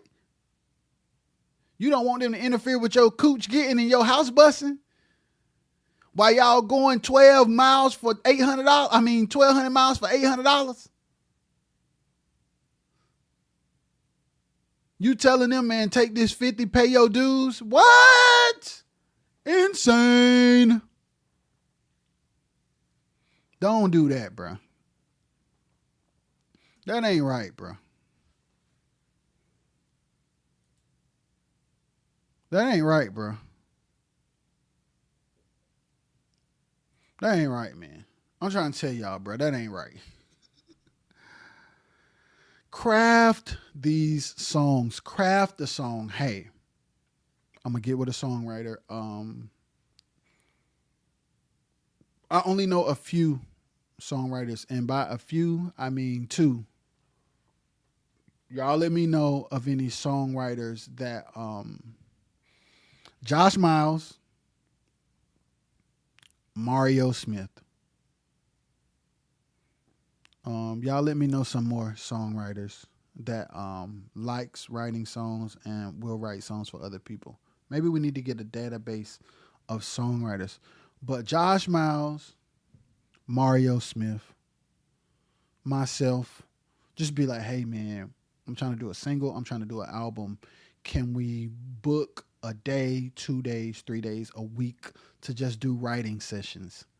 Lead singer, background singers who lead. If y'all don't know how to write, but y'all know what y'all want to say, have conversations with a songwriter and then let the songwriter use the conversation to craft a song. And if your MD is capable of producing, cool. If he is not, let him sit in the room with the songwriter and the producer who is capable so that he can learn. That's how it works. Mario, Yo MD, and Stan Jones and you sit in a room together. Start the writing process. And Stan Jones is another writer. Incredible. Stan Jones, Mario Smith, Josh Miles, myself. I want to throw some women in there, but I don't know none. Y'all got to tell me who they are. If you watch this and you're a songwriter and you want to write quartet records, please inbox me. Sit in rooms and write these records and craft them. Like talk to the writers. Hey, I've been going through this. I want to talk about this. My wife experienced this. I want to talk about this. My husband experienced this. I've been thinking about this. I had the greatest promotion I've ever gotten in my job after 10 years. I thought it would never happen. Now I just got this crazy raise, and I just want to talk about what it means to for God to elevate you in patience. And I want a celebratory song that can kind of highlight how I feel right now because of this raise I just got at my job. Tell Mario that, tell Stan that, tell Josh that, tell me that, and then let us sit with the producer and the arrangers and be like, all right, let's give them a quartet line dance party celebratory record. We needed to feel like this. Let's use these kind of sounds because I heard this King George record, or I heard this E.J. Jones record, or I heard this whatever. Whatever. I heard this Meghan Trainor record. I've been listening to Hitmaker. This is what they doing. We need to know, bro. We need to know the know. We need to know what's going on in the world of music. We got to get out of the bubble, bro. Then we got to bring that to what we do. Sit in a room, you tell them that story, you let them do the song, let them cut a demo. You come in, you show up, you sing. You let people produce that know how to produce. Okay, the song is finished. We got a videographer who does content. We got a videographer who does editing and content strategy. We're going to let them hear the song. Hey, man, we got this song. I want you to hear it. And how much would you charge us to do a music video and a 30-day content campaign? This how much it costs. All right. This how much we need to spend. All right, let's run it. All right, y'all, let's do a concert in our hometown, a 25 to 30 cap venue. And let's make sure we do a single release. We give everybody the single and the hoodie with the name of the song on it for free. Make sure we do a meet and greet with those 20 to 30 people. Make sure we capturing it. Same videographer. Can you come for that day? Yeah, I can come for that day. All right, be there. Have a backdrop with the little splatter stutter thing. Have people tell what they like about the song. Ask Lawson how much she costs to do 2 videos for you.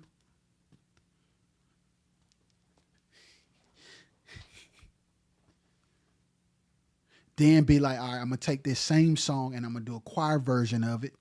And I want to have a choir sing it. I'm going to call Will Johnson, then call Will and say, hey, Will, I got this single. How much would you charge to direct a choir for this song? Then you get the choir. Then you be like your group and the choir rehearsal. And then you have the video in the studio of you singing the song with the choir and Will.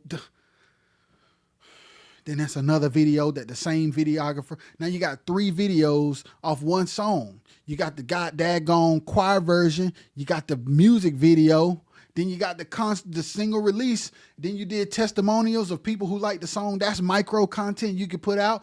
Each person, let's say 10 people out of the 30 people told you what they like about the song. That's 10 different reels, YouTube shorts. I'm giving y'all game. You got Will teaching the parts of the song. That's more micro content. You got 3 videos and probably 45 small. You got 3 long form videos and probably about 40 short form videos out of one goddamn song.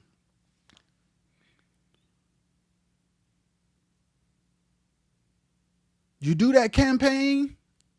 Next thing you know, the song blow, it go viral. People start doing challenges. People make a line dance to it. You're going to get booked, man. Bookings is going to be the least of your worry when you're that intentional. Go sit down, talk to HT, go talk to For the Culture, go sit down with a bunch of people, do interviews, go sit down with Richard Brown, talk about the song and the career of the group.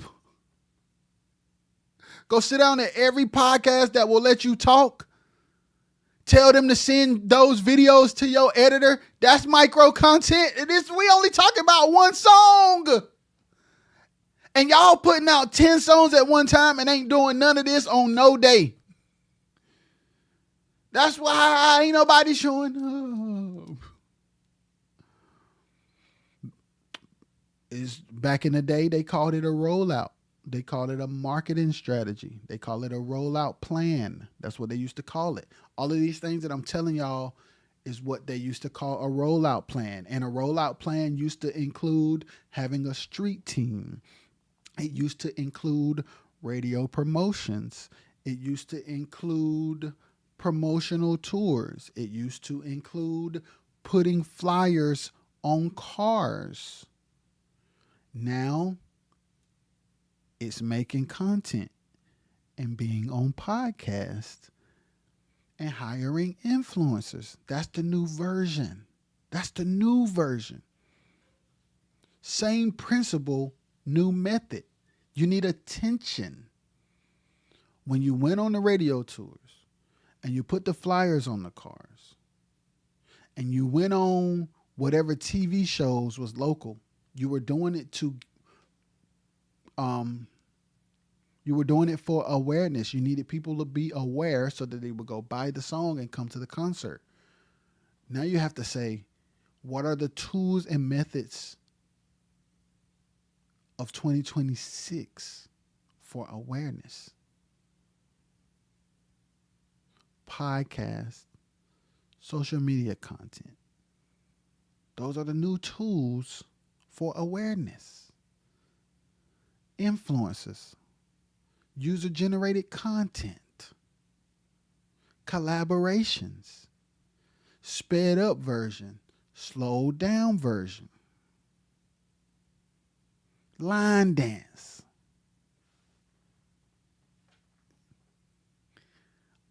All of the talking and thinking that I just did, from you sitting down with a songwriter to this one song, that's like a 45-day campaign for one song, with 3 long form videos and about 45 short form videos for one song that has a great message celebrating your come up from getting a raise at work after 10 years, with a tempo that will allow people to dance to it, with influencers being hired, and an choir version with Will Johnson and the choir rehearsal presenting another version. So now they streaming. You got the regular version of the song.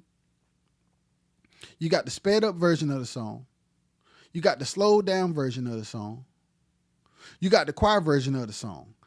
You got 4 different SIRC codes off one song. Different people may like each song. So that's an EP with just one song.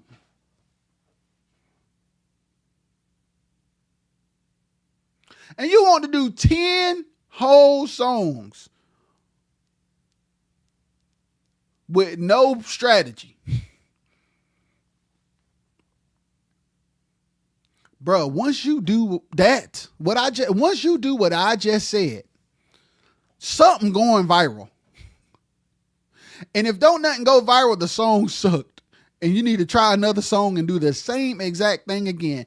Mindset wise. The next one may not be a fast song. It may be a slow song. But you can follow the same principle, except for the line dance. You got to replace the line dance with something else. Let's say, hey man, I want to do a song about love. It's going to be inspirational. I still wanted to have our vibe. My sister's actually getting married soon, and her wedding is going to be dope. So I'm going to ask her if she wouldn't mind walking down the aisle to that song, have a videographer film it. If she's cool with it, her wedding could be the daggone music video. See why you need a thinker? You see why you need a thinker?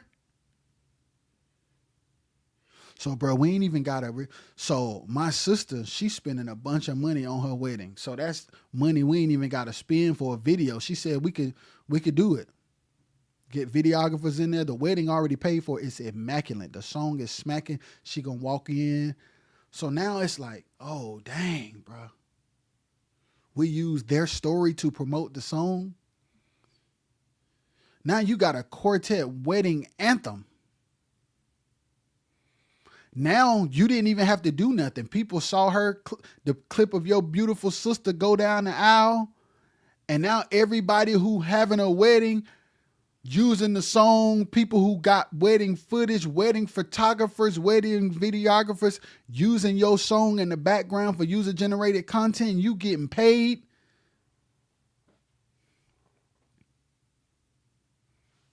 Bruh, it's a song about love. God is love. My sister getting married. I sat down with Stan. Stan helped me write a song. Boom. My MD produced it. John Blast mixed it. The music video is my sister wedding. Wedding song, a quartet wedding song. While we talking about ain't he all right, we missing the bigger picture. Now guess what? Now, joint so crazy. Now a celebrity calls and says, hey, I'm getting married. I've been sending this song all over the internet. How much it'll cost? Name your price. It don't matter. How much it'll cost for you and your group to come perform this song? 30,000. Done. You getting 30 racks to go perform one song at a celebrity's wedding, while you out here trying to get to the Swanee's anniversary, man. Listen to what I'm saying.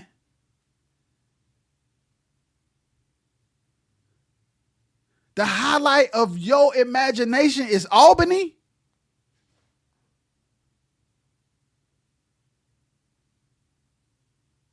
The peak you can fathom is when the Blockbuster used to be in Florence. You can't beat a thinker. If the biggest gig you do this year is somebody's anniversary where you were there all day and got $1,000, you need to hire a thinker. Flat out. You need to hire a thinker. If the biggest you can think is somebody's anniversary where you been there since 4 and you sing at 11, when there's so much opportunity out here and so much money to be made and so many people to touch before you even gig. Man, there's a Southern soul artist. This is no lie, because I couldn't believe it myself. There's a Southern soul artist that posted a he's not a Southern soul artist. Let me stop that, because then that's not even true. He's an artist who has some Southern soul songs. He posted his DistroKid, and it was either high 5 figures or 6 figures in the last year, I think. That ain't gigging. His DistroKid. That means streams only. But the song has to be significant enough to have mass potential reach. That's the point I'm trying to make. The song has to be good enough to generate millions of streams.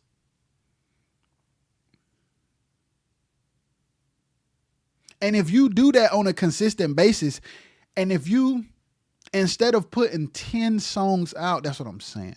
Instead of putting 10 songs out at one time with no strategy, take those 10 songs, create a strategy, put them out as singles over a year, and then after you run the same play. I just named 2 plays. If you take those 2 plays and run those 2 plays for all 10 songs based on what each song needs, if you do 10 studio songs and you run the sped up, slowed down, regular version, a feature version, content strategy for all 10 over a year's time, then you go back and you do a live recording at your anniversary. Instead of having a million groups at your anniversary, do a live recording of the 10 songs that you done all year. And then have the proper live arrangements. Now the 10 song album is the live versions of the singles that been going crazy all year. The place is going to be packed because the wedding people coming, the line dance people coming, the other people, the people who were the mama who was able to get through her daughter's surgery because of your song, she bringing her daughter and they going to pay VIP. And everybody in the building gonna know the songs because they done heard them already all year on the studio versions. So now you got crowd participation content from your anniversary that can become crazy because you can do what Lisa did and don't put all of it out, make it a membership thing. Bruh. And you trying to get to an anniversary.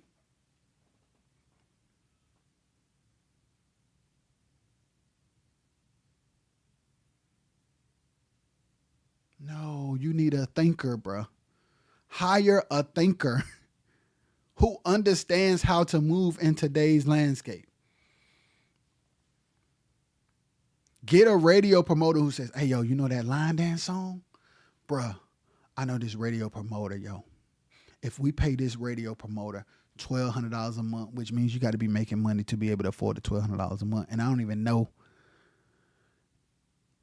That might be too low. But for the sake of the conversation, the example, yo, I got this radio tracker, this radio promoter. You pay them $1,200 a month. They could take this line dance song that's already going dumb on the internet and get it on the radio. And we could get it. I know we can get it charted. Let's do $1,200 a month for 10 months. That's 12 grand. You only got to pay it the first of the month every month. Hey, bruh, I just got you an interview on the Tom Joyner Morning Show for this song, bruh. Same goddamn song.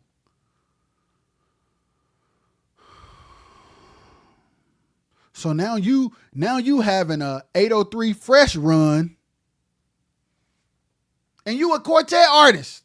People didn't think Southern Soul could do it. Southern Soul is quartet, so you can do it too. It's not rocket science. Bro, your song, that wedding song done went so crazy, bro. The Breakfast Club called, bro. What? Yes, dog. They want you on the Breakfast Club, bro. Yo, oh my God, bro. Jay-Z and Beyonce renewed their vows, bro, and they used your song.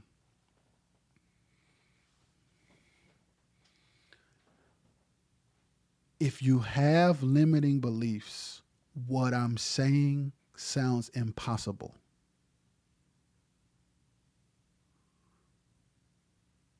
But if you believe that you're capable and you're willing to get out of your own way and hire people who think the way I'm talking, anything is possible.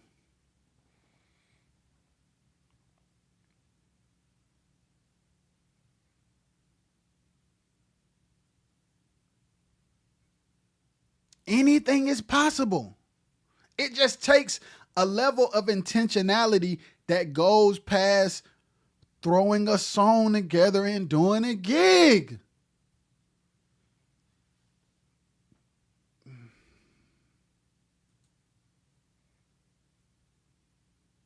Throwing a song together and doing a gig is just not the vibes, bro. It's just not the vibes. Not in 2026. Not if you want a successful, lucrative career where you can take care of your team without them having to do gigs and the promoter not giving them their money. I got to give that disclaimer because there are some people who are content with that cycle. And if you are content with that cycle, don't hire people who want greater. Because then you're going to change the narrative when they quit. If you are content, hire people who don't want more than what you want. If you're going to hire ambitious people, you have to be ready to get out of the way so that y'all can get to the highest level possible, or you will lose them. If smashing chicks or dudes, because the ladies be out here too, if smashing and buzzing houses is your priority, do not hire young, ambitious people. Because it's an insult and it's disrespectful, bro. Because we live in a world where the young people got the juice. And if you have the experience and you have the patience and you have the wisdom to get out of the way, you can bring the forces of your experience You can join the forces of their experience, your experience, I'm sorry, with their gift, and it's out of here. But I'm getting a call that I got to take. So I got to get up out of here. I love y'all. Peace.